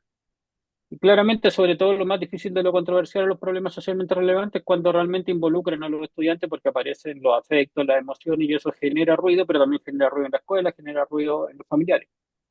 Pero también a partir de los estudios sociales nosotros podemos generar situaciones que, entre comillas, parecen lejanas, menos afectivas, pero que permiten aprender la democracia. Eh, Solo lo coloco como ejemplo, no sé, uno puede generar mecanismos tan básicos como conversar, y esto siempre mi hijo se ríe que está en los 9 años, entonces está en toda la fase Pokémon, de que yo puedo armar discusiones con mis estudiantes, de discutir desde cuál es mi Pokémon preferido y aprender a discutir sobre eso y plantear argumentos y estar en contra de que ese Pokémon a mí no me parece el más poderoso, es una forma de aprender a discutir democráticamente. Entonces, a veces hay estrategias que me sacan del tema que va a transformar las estructuras sociales. ¿Se fijan? Entonces, como que hay que ir construyendo un diálogo. Este tema es un tema de aprender a hablar, a vivir democráticamente, y eso hay que ir generando mecanismos. Probablemente cuando genere esos mecanismos voy a llegar en un momento a hablar de temas más controversiales y los estudiantes van a tener la cultura, entre comillas, de esa participación. Y esto pasa en distintos niveles, porque van a estar tan acostumbrados a hablar y a encontrar esas distintas perspectivas, esos distintos posicionamientos, que primero voy a poder en esa aula quizás escuchar lo que no quiero escuchar, que es, por ejemplo, a veces un discurso de odio. Ya, porque van a tener tal confianza para referirse y no para decir lo que el profe quiere escuchar, que van a decir cosas que yo no quiero escuchar. Pero también van a tener tal confianza que va a existir, entre comillas, ese pacto de confianza con el profe o con la profe, para no decir, mira, hoy día el profesor habló tal cosa, que algo por donde pasan cosas. O sea, todos los que hemos estado en el aula pasa eso. A veces en ciertos espacios pasa que el estudiante, incluso inocentemente, va y cuenta en la casa, hablamos tal cosa y eso causa ruido. Pero también cuando cause ruido, yo creo que ahí hay que transformarse y utilizar estrategia y volverse un técnico más del currículum y explicarlo todo curricularmente. Como bien mostraba, por ejemplo, eh, recién María Julia, el currículum, ahí los documentos ofrecen un montón de oportunidades que están en el currículum. Entonces yo simplemente me lo puedo, entre comillas, justificar. Es que, mire, el currículum lo dice. No es que yo quiera enseñar esto, el currículum lo dice. Entonces, por ejemplo, ahí hay que aprender a hacer esa gestión y ahí justificarla, o sea, el conocimiento profesional es clave. Ya, o sea, el conocimiento profesional es clave y poder mostrarse de ahí muchas veces ayuda a solucionar estos problemas. Y solo para plantear el tema de las narrativas contrahegemónicas, yo creo también está nuevamente el hecho de ampliar nuestras concepciones de, por ejemplo, cómo articularnos y frente a lo que muy bien decían, la necesidad de estar en la escuela, de la necesidad de trabajar, de tener un trabajo, ya que todos lo necesitamos. No sé cuántos de aquí podrán vivir sin trabajar. Quizá alguien, pero no, toca poco de esa gente. Pero, por ejemplo, un ejemplo, en primero básico en Chile, el primero básico son niños de 6 años, hay una unidad y de hecho un estudiante mío que hoy día está en la práctica le tocó enseñarle que se llama los símbolos identitarios, patrios, y tienen que enseñar el himno, tienen que enseñar el escudo y tienen que enseñar la bandera. Entenderán que no es algo que en la formación que hemos hecho nos agrada mucho de que haya que hacerlo, pero es un objetivo del currículum. Entonces, por ejemplo, ¿cómo lo hemos pensado y cómo lo hemos trabajado en general una cuestión como esta y para poder de cierta manera desarrollar, no sé si un pensamiento contrahegemónico, pero por lo menos que abra y empieza a niños de 6 años además a hacerlo, entender este fenómeno?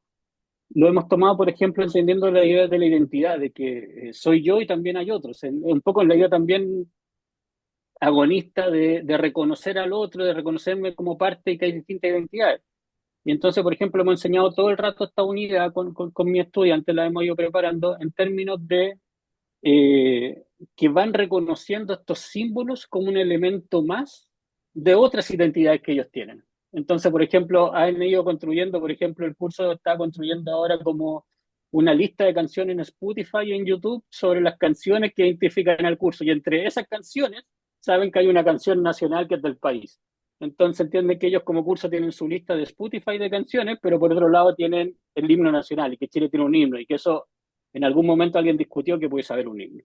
Entonces, de cierta manera, hemos intentado ampliar ese concepto, o sea, como vincular la idea de esa identidad nacional, más bien para reconocer esa identidad como parte de otras identidades que más tienen los niños y las niñas.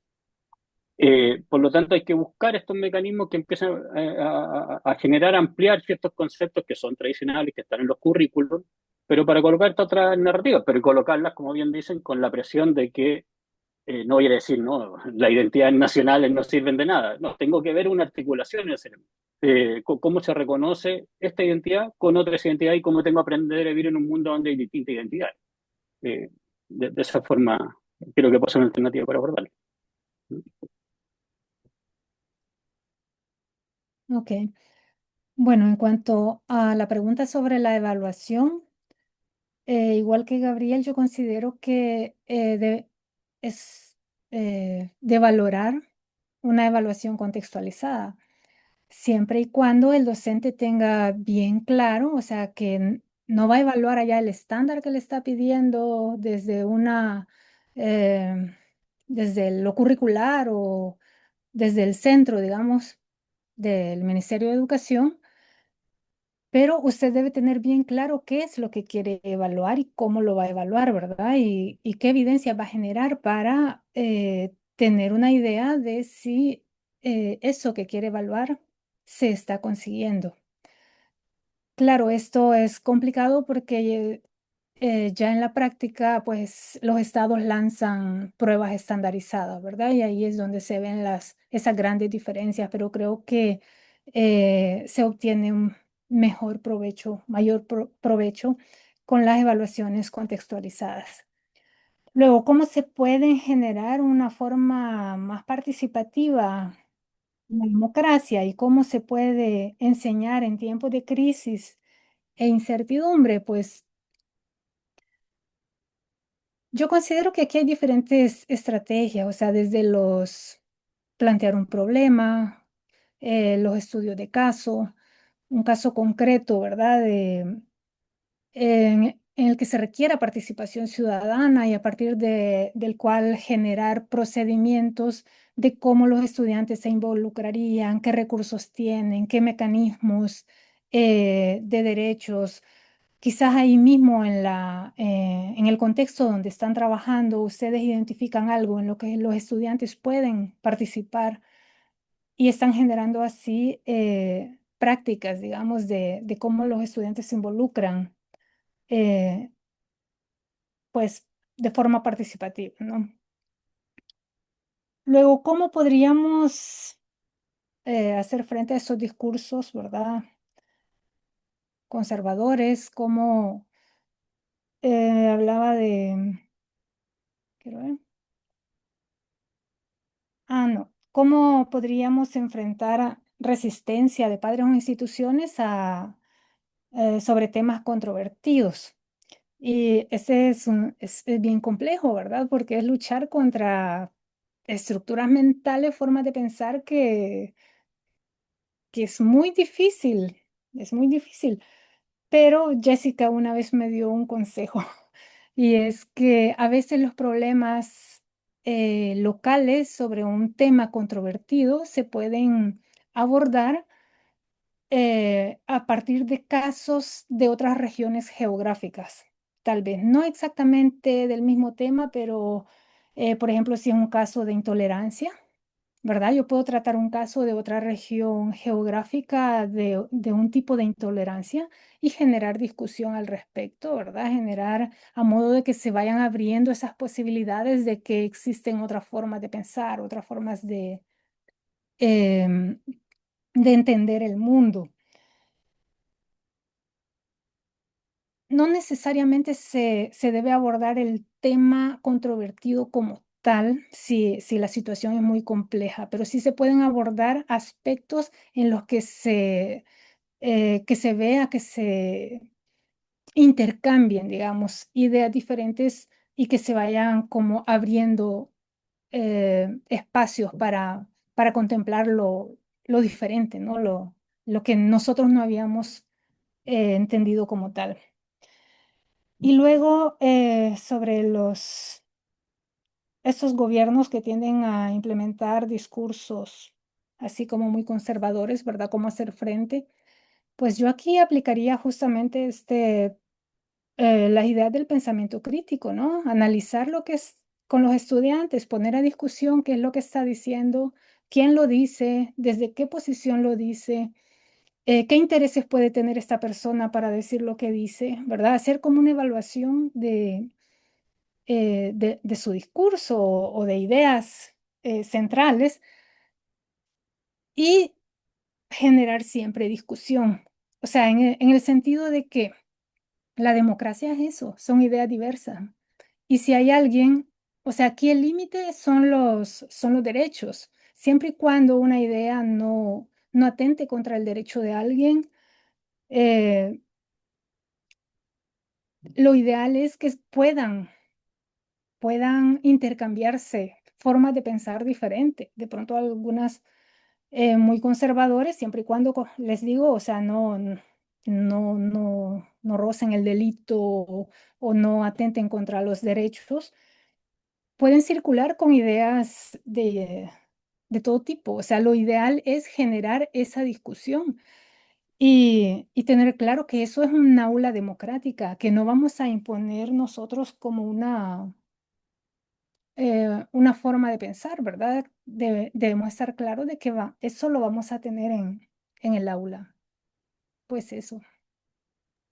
Muchas gracias, María Julia y Gabriel. Vamos con el siguiente bloque. Y de paso les recuerdo a los estudiantes que en el chat está el link para el control de asistencia. En el siguiente bloque vamos a tener al grupo de Anthony, el de Sofía y el de Daniel. Y ya con esto tenemos los 6 grupos, ¿verdad? Sí, ya los tenemos. Si alguien falta, por favor me avisan.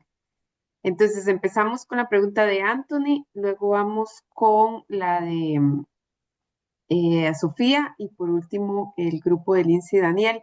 Y aquí en el chat hay una pregunta que dice, buenas tardes, ¿se podrían promover las estrategias que promueven la deliberación y democracia en las reuniones de apoderados o apoderadas como una forma de educación de madres y padres? Supongo que se refiere a las familias, ¿verdad? ¿Cómo responder ante la crítica del adoctrinamiento? Recuerdo lo señalado por una exministra de Educación, que ahora sabemos que gana 17 millones de colones en una universidad privada, que indicaba que esto se estaba realizando en las escuelas.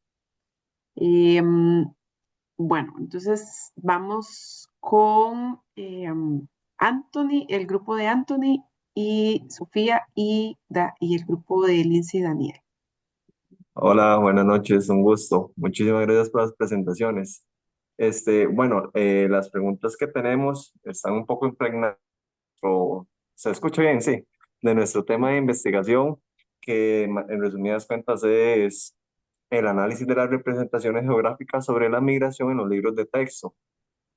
También un poco las preguntas van enfocadas también como en aprendizaje y en experiencias para nuestra propia práctica profesional. En una primera pregunta se la quiero realizar al doctor Gabriel, que es que en una de sus obras que pudimos realizar en este curso sobre la propuesta de una nueva historia escolar, ¿verdad? Donde se enfatiza esa inclusión de narrativas no tradicionales. En este caso específico, como es las migraciones en América Latina, ¿verdad? Puede ser, ¿cómo cree que se debería abordar estas experiencias en un aula de ciencias sociales para poder evitar inclinarse hacia enfoques estigmatizantes o victimistas? Esta es como la pregunta para el doctor. Y para el caso de la máster Julia, ahora que nos mencionaba sobre el tema de los cambios y continuidades de, de los programas, de El Salvador, ¿verdad? De la ciudadanía, donde se ve una ciudadanía que integra pensamiento geográfico, histórico y una ciudadanía que además va a incorporar otras dimensiones como la intercultural. ¿Cómo evalúa esa relación entre el abordaje crítico de la migración o de problemas sociales, ¿verdad? Más general, en una enseñanza de las ciencias sociales, valga la redundancia, y la formación de una ciudadanía inclusiva y deliberativa, y más en esos contextos regionales donde el problema de la migración está cargado de tensiones sociales y políticas? Esa es como por parte de nuestro grupo y muchísimas gracias. Buenas noches.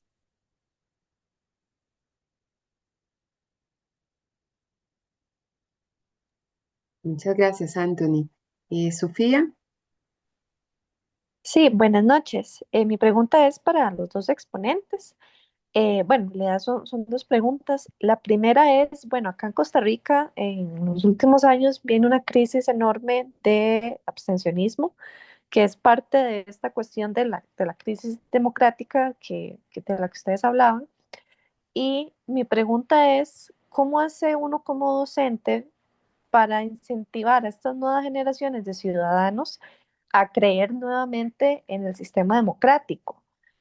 Porque ellos van a, si bien es cierto, tal vez ahorita no se involucran tanto, sí es cierto que escuchan noticias, escuchan las posturas de sus familiares que posiblemente también se encuentran desilusionados del sistema. ¿Cómo hace uno para incentivarlos a, a cumplir con sus responsabilidades como futuros ciudadanos más adelante?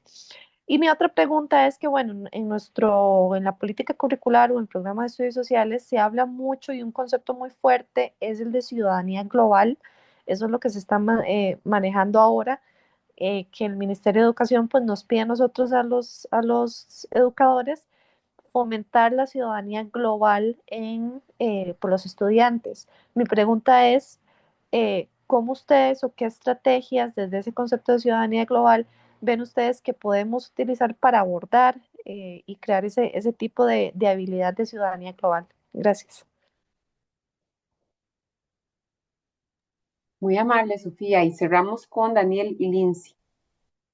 Buenas tardes. En este caso nosotros hablamos, bueno, la primera pregunta es sobre ciudadanía crítica, por un tema que nos interesó, que es la desinformación y cómo los cambios socioculturales actualmente están pasando de forma muy acelerada. Entonces la pregunta es, ¿qué otros desafíos, además de los ya mencionados, enfrentamos nosotros como docentes en las ciencias sociales para formar ciudadanos, a nuestros estudiantes, en contextos de polarización política, desinformación y cambios socioculturales acelerados?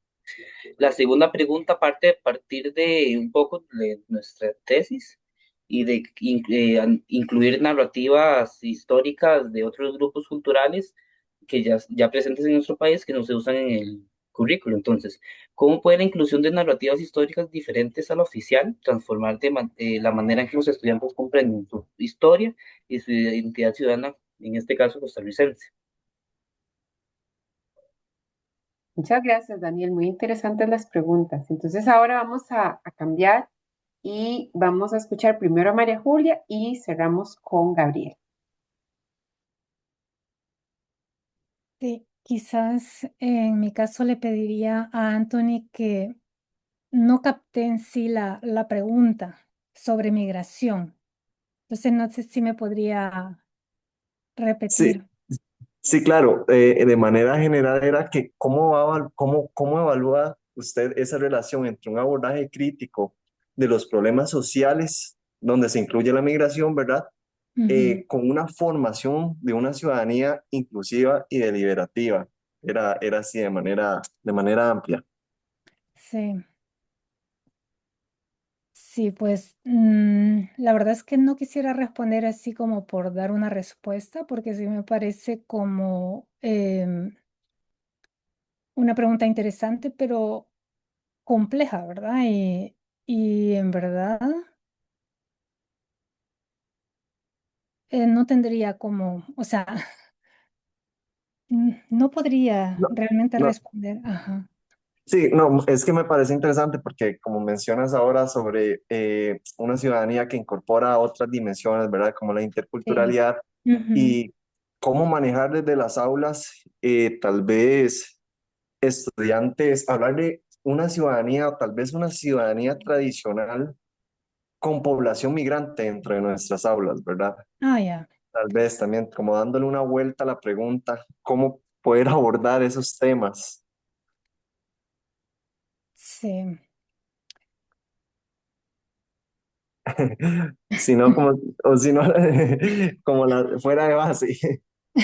Sí, sí, sí, me siento realmente limitada para responderte No, porque en realidad, no, em, más bien, no, no, más bien, o sea, es que son ideas con lo que nos estaban mencionando y fue como flashback y quise hacer como una relación con nuestro tema, entonces tal vez un poquito también fuera como de base, pero, pero más bien muchísimas gracias por lo que nos estabas comentando ahora, estas visiones, porque se puede hacer como una comparación con lo que tenemos en nuestro contexto, ¿verdad? Y allá, diferente. sí, más bien es cómo trabajar estrategias en el caso de la migración que llega, ¿verdad? Que está en nuestras aulas. Cómo trabajar estrategias a modo de generar interculturalidad, a modo de no ser excluyentes, ¿verdad? De que no existan prejuicios o xenofobia, educar para, pues, con estrategias a modo de que eso, de que entendamos de que somos diferentes, pero ahora mismo no recuerdo una estrategia en sí. Lo siento, disculpa. No se preocupe para nada, más bien muchísimas gracias por su tiempo. Bueno, luego, ¿cómo hace uno como docente a hacer creer en el sistema democrático? ¿Verdad? Igual o sea, es un tema súper complejo porque es una tendencia que se viene dando en América Latina, ¿verdad? Es una especie de decepción a partir de, qué sé yo, de temas de corrupción, de que el sistema no da respuesta a los problemas que las poblaciones están viviendo. Entonces, es como abrir a debate esta problemática, ¿verdad? Abrir a debate y, y ¿por qué no debatir sobre la democracia misma, ¿verdad? Cuáles son sus límites? Y quizás acá aprovechar la parte propositiva, ¿sí? De qué se puede hacer, o sea, comparar con otros regímenes, ¿sí? Porque podemos cuestionar mucho la democracia, pero veamos qué pasa en otros regímenes, ¿verdad? Quizás poner estudios de caso de diferentes em, democracia, modelos autoritarios, qué pasaba allá, qué pasa aquí, y a partir de eso ver qué se puede hacer para, pues, no en sí ir y decir, no, simplemente no creo en la democracia y yo, sino qué podemos hacer para hacer que esto funcione o que funcione de mejor forma, ¿verdad? Es lo que podría aportar. Sobre la ciudadanía global, ¿cómo o qué estrategias para abordar este tipo de ciudadanía? Les mencionaba de que es bien difícil, me parece que es Adela Cortina que habla de la ciudadanía global más como en términos éticos, en el sentido de que no existe esta orden mundial, ¿verdad? Como si existe un orden estatal que vincula al ciudadano con ese estado, pero que desde una visión ética se puede trabajar esta ciudadanía global, ya sea con temas de medio ambiente, ya sea con, por ejemplo, con el ciberespacio, y cómo estas acciones que se realizan, ¿verdad? A nivel local pueden impactar en otras partes del mundo y cómo desarrollar acciones en pro, digamos, por ejemplo, del medio ambiente, igual pues beneficia a otras regiones del mundo. En este sentido más ético, creo que es cómo se podría hacer. Luego tengo acá sobre ciudadanía crítica que otros desafíos para ciudadanía en contextos de polarización. Creo que sí comprendo estos contextos, ¿verdad? Es bien difícil abrir a veces un debate o un diálogo cuando, pues, cuando las personas de entradas asumen una posición y no están dispuestas a como a poner en la balanza, ¿verdad? A ver o a tratar de comprender el punto de vista de la otra persona. Entonces, en estos contextos de polarización, para mí es elaborar estrategias que, pues eso, ¿no? Que fomenten el diálogo. Quizá juegos de roles podría ser para pensar como piensa el otro, ¿sí? O la otra persona. E ir abriendo, ¿no? Ir abriendo a modo de que yo sé que es difícil, o sea, es como lo que se me ocurre ahorita, digamos, ya como docente sería de ir a leer, ir a ver, ir a buscar qué han hecho en otras partes y eso, o sea, no tengo una respuesta así como muy consolidada al respecto. Creo que como docentes eso es fundamental, o sea, no tenemos las respuestas a todo. Y creo que una actitud docente muy positiva es eso que tenemos de búsqueda. ¿Qué han hecho en otras partes?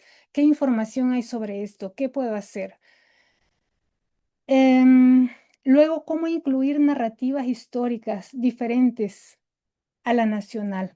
A mí me parece esto súper interesante y justamente el pensamiento histórico abona, ¿verdad? Ayuda mucho en este sentido, porque desde desde cómo configura la historia a nivel local, se puede contrastar con un discurso nacional, ¿verdad? Y, y los estudiantes pueden aprender a narrar a sí mismos haciendo uso de fuentes, de testimonios, de la localidad, de sus familias, y contrastar, ¿verdad? Estos macro discursos. Quizás aprovechar justamente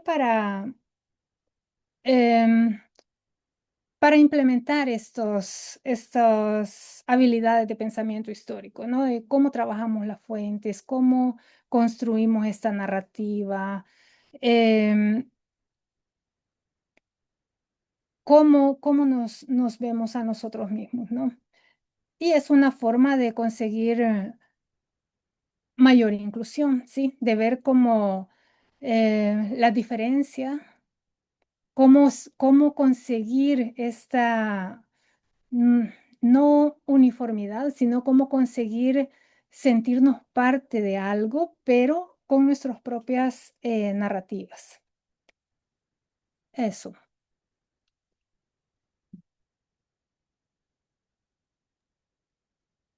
Y ya. La primera que, ¿cómo creo que se puede abordar el tema de la migración? Y, a mi parecer, yo creo que hay dos cuestiones. Primero, y no es eslogan, sino que la migración es una característica de la sociedad y del ser humano. O sea, yo lo vería ahí, sobre todo en estudios sociales. Entendería que, o sea, la migración es lo que nos explica que estemos en todos los lugares del mundo. O sea, es un fenómeno casi propio o es una de las características de la sociedad y del ser humano. Ha estado en todo momento, ¿cierto? O sea, para nosotros los americanos entendemos que nuestro origen está en un proceso migratorio y somos parte de ese proceso migratorio original. Eh, pero también lo otro, y es precisamente en esta idea de no caer como en el buenismo ni en el prejuicio con respecto a la migración, entenderla como un conflicto, o sea, entenderla como un tema conflictivo y desde ahí analizar los distintos intereses y cómo lo abordamos. O sea, la migración no es una cuestión conflictiva y lo podemos mirar históricamente, ¿cierto? O sea, cualquier encuentro entre culturas distintas siempre ha sido un tema conflictivo. O sea, el encontrarse con otro diferente es una cuestión que la misma antropología cultural nos ha mostrado que era una cuestión, incluso en las primeras comunidades, una cuestión difícil de solucionar. Por lo tanto, el desafío es cómo pensamos, es decir, por lo tanto, plantearle un conflicto y cómo abordarlo desde ahí democráticamente. Entonces, entender, no negar la conflictividad de los procesos migratorios, ¿ya? Y cómo hay distintos intereses, distintas perspectivas que están en base ahí. A veces, precisamente, como que sin querer queremos negar esa conflictividad asociada a los procesos migratorios y entendemos que hay una única perspectiva. Entonces, ¿cómo se comprenden esos intereses? Y claramente con una base democrática para pensar en términos del abordaje y de las propuestas que queremos llevar a nuestros estudiantes. Desde ahí, eso engancha el tiro con la idea de cómo se hace como docente para ayudar a creer en el sistema democrático que está en crisis. Claro, yo lo podría resumir en una cosa, que es Freire y la pedagogía de la esperanza, ¿cierto? Y esta idea que si se quiere educar hay que tener esperanza, porque si no se quiere educar, si no se tiene esperanza, mejor no educar. Eh, pero en ese sentido yo creo que es clave la idea de las posibilidades. O sea, la democracia, yo creo una cuestión que le está dando vuelta hace rato. Yo creo hay un discurso instalado socialmente que la democracia es algo antiguo. Y la democracia, si lo pensamos históricamente, pero si lo pensamos para nuestra realidad, es cierto, lo describía María Julia para el mismo Salvador, pero para Chile es muy parecido, la democracia es algo nuevo. Y si lo pensamos en términos, ya ahora sí creyendo en el pensamiento histórico, esto es más nuevo aún. O sea, esto no, podríamos decir que la democracia todavía no alcanza a ser nada estructural. La democracia, ¿cuántos años tiene? Por lo tanto, es algo que está absolutamente en construcción. Lo que pasa es que tendemos a pensar y a plantear y a presentarle a nuestros estudiantes, y en general los medios nos venden que la democracia es algo antiguo. O sea, la democracia no es la democracia de los griegos, la democracia con suerte es la que empezaron a pensar en el siglo XVIII, XIX, pero la democracia es nueva y para nuestra región es más nueva aún. O sea, las prácticas democráticas limitadas y todo son nuevas en nuestra región, ¿cierto? Los que vivimos la dictadura, los que vivimos guerra civil, ¿cierto? Sabemos que la democracia es algo nuevo, por lo tanto yo creo que hay que hacer consciente a nuestros estudiantes que la democracia es algo nuevo, por lo tanto estamos en un espacio de prueba de cómo esto funciona. Eh, pero en esa lógica también creo que en términos de estrategia hay que pensar en esta idea de la esperanza, o sea, una crítica a la pedagogía crítica es que es muy buena para hacer diagnóstico, pero ofrece pocas oportunidades. Entonces, tenemos que pensar una nueva pedagogía crítica que piense, como decía Freire, mucho más en la esperanza, en esas posibilidades, o sea, de qué manera colocamos a los estudiantes a pensar en alternativas. O sea, lo que tenemos es una forma de democracia o una especie de democracia que hemos intentado instalar y las prácticas que nos venden que nos dicen que son de la democracia, se fijan, o sea, que es como la corrupción, no son parte de la democracia, no hay ningún texto sobre democracia que hable de corrupción como parte de la democracia. Por lo tanto, creo que es importante trabajar eso con los estudiantes y entender el tema de los problemas y las amenazas de la democracia para pensar alternativas, pensar alternativas que van más allá de lo que tenemos, que quizás son los grandes temas limitantes de la educación ciudadana. La educación ciudadana sigue pensando a veces en educar para un sistema que está en crisis, por lo tanto no para salir de la crisis, sino que para lo mismo que supuestamente está en crisis. Entonces pensar alternativas, esa idea de la alternativa, de la posibilidad, de la esperanza, creo que es clave pensarla y por lo tanto entender a los estudiantes que puedan construir la democracia, que tienen la opción de construirla. Ahí en lo de ciudadanía global coincido con María Julia, o sea, la visión de Cortina, la visión de lo ético, es lo de la ciudadanía global. Ahí, desde las lógicas críticas, a veces se discute la idea de ciudadanía global por nuestros contextos. O sea, ¿cuántos de nuestros estudiantes están pensando en que son ciudadanos globales? Vemos a Trump, que nos tiene a todos como que no pertenecemos a su mundo, ¿cierto? O sea, si por él nos quita todo, las visas o cualquier cosa que tengamos para ir a Estados Unidos. Por lo tanto, claro, a veces en sectores medios de Europa, de la Comunidad Europea, es fácil hablar de ciudadanía global porque uno se mueve sin las fronteras, pero por ejemplo, hablar de ciudadanía global cuando estamos en el sur, cuando se está en África, cuando está en otros lados, es un poco difícil. Eh, Ustedes lo viven de forma mucho más presente con todos los movimientos de desplazamiento que hay hacia Estados Unidos. O sea, sabemos que la idea de ciudadanía global es una cuestión que está en cuestión. Por lo tanto, la única dimensión que queda es cómo pensamos éticamente es que los ciudadanos somos parte del mundo, sobre todo si atendemos que el mismo modelo habla que los estados nacionales están agotados y el mercado funciona por sobre los estados nacionales. Entonces, sí, o sea, pensar, yo a veces le digo a mis estudiantes, Chile vende fruta, ¿cierto? Es por lo que es uno de sus elementos exportadores. Entonces es más fácil que una manzana llegue a instalarse en un supermercado de Nueva York a que a veces un chileno pobre llega a ir a Nueva York porque tienen más limitante la persona que la manzana para moverse a otro lado. Entonces, ¿cómo eso lo pensamos éticamente? y de qué manera pensamos esa idea de ciudadanía global, yo creo que es importante. Sobre la idea de enfrentarnos a esta enseñanza en crisis en el mundo, claro, yo creo que se vincula con lo anterior, la esperanza, pero yo creo que hay otro punto que es interesante, que algo lo decía también Marijola, que es la idea, la posibilidad, entendiendo que llevar el conflicto al aula y el disenso tiene que ver con aprender a establecer pisos mínimos democráticos, que no es establecer un acuerdo, sino que pisos mínimos de convivencia democrática. Pero de ahí instalar esos distintos discursos, incluso esos discursos que no queremos escuchar. ¿Ya? Yo sé como eso que no queremos escuchar. En el currículum oculto, en el implícito que hablaba yo, los estudiantes lo conocen y todos los estudiantes saben que el profe tiene tal posición y a veces frente a un tema polémico le voy a decir tal cosa para que el profe no me diga, no me cuestione. Generar mecanismos que permitan que los estudiantes puedan hablar a veces eso que el profe no quiere escuchar. Claro, y trabajar con eso, trabajar con esas emociones, con esos afectos. Pero también otra cosa que yo creo que es interesante, porque lo mencionó en esta pregunta, que tiene que ver con esta cultura que cambia, esta nueva cultura, y por eso a mí me pasa que ahora como que a veces reviso lo del pensamiento histórico, claramente me gustaba mucho la idea de los procedimientos, eh, y que tiene que ver con pensar cómo en este mundo rápido hay otros conocimientos y entender esos otros conocimientos. O sea, yo creo que uno de los grandes desafíos para nosotros como profe en este mundo, por ejemplo, de las redes sociales, en donde se construye mucho discurso sobre ciudadanía, implícito, pero se construye mucho sobre la democracia, es que nuestros estudiantes ya no son solo consumidores de conocimiento, sino que producen y transmiten conocimiento.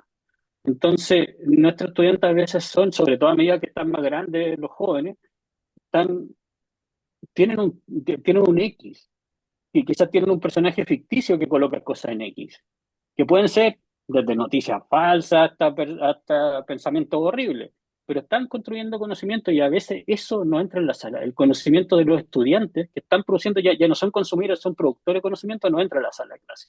Y creo que hay que empezar a darle vuelta a eso, o sea, ¿cómo eso entra? O sea, ya no es la fuente de información, sino que nuestros estudiantes son fuentes de conocimiento, son fuentes de información que producen. Y probablemente varios lo han vivido. Y lo de incluir otras narrativas, claro, yo de eso que escribí, estoy de acuerdo de ella, pero ya no estoy tan de acuerdo. Creo, solo le agregaría ahora que el incluir otras narrativas tiene que ver con sumarles a esas otras narrativas. Yo en un momento pensaba que había que mostrar, creo que incluir otras narrativas permite, sobre todo en sectores más pobres, reconocer la historicidad, reconocer otros actores, pero también creo que hay que reconocer cómo esos actores interactúan con esos otros actores tradicionales y cómo se mueven los intereses, las distintas perspectivas. Entonces yo hoy día diría que hay que incluir otras narrativas, pero siempre en ese diálogo y en ese conflicto con los otros actores. No iría hoy día solo por una historia desde abajo, sino que cómo en la sala de clases aparecen esos distintos discursos y ver cómo aparecen ahí los distintos intereses. ¿Mm? Como eso, porque creo que eso permite el diálogo y entender el conflicto y las posibilidades para ver cómo se ha actuado. Ujú.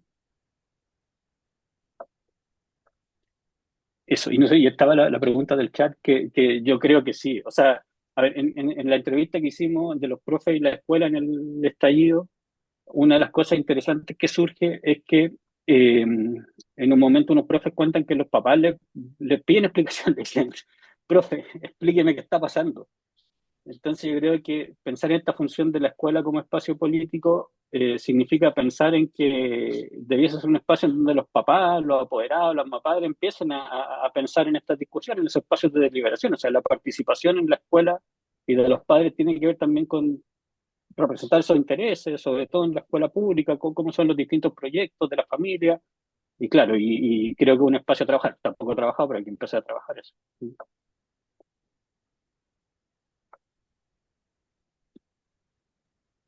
Bueno, yo les agradezco muchísimo a Gabriel, a Julia, por compartir sus ideas y de nuevo compartir sus contextos. Creo que ha sido muy interesante salirnos de la burbuja de lo que es Costa Rica para ver que tenemos realidades donde también podemos mirarnos y donde también podemos construir otras formas de enseñar y también otras formas de investigar. Así que muchísimas gracias por la asistencia a los chicos y a las chicas y pues seguir.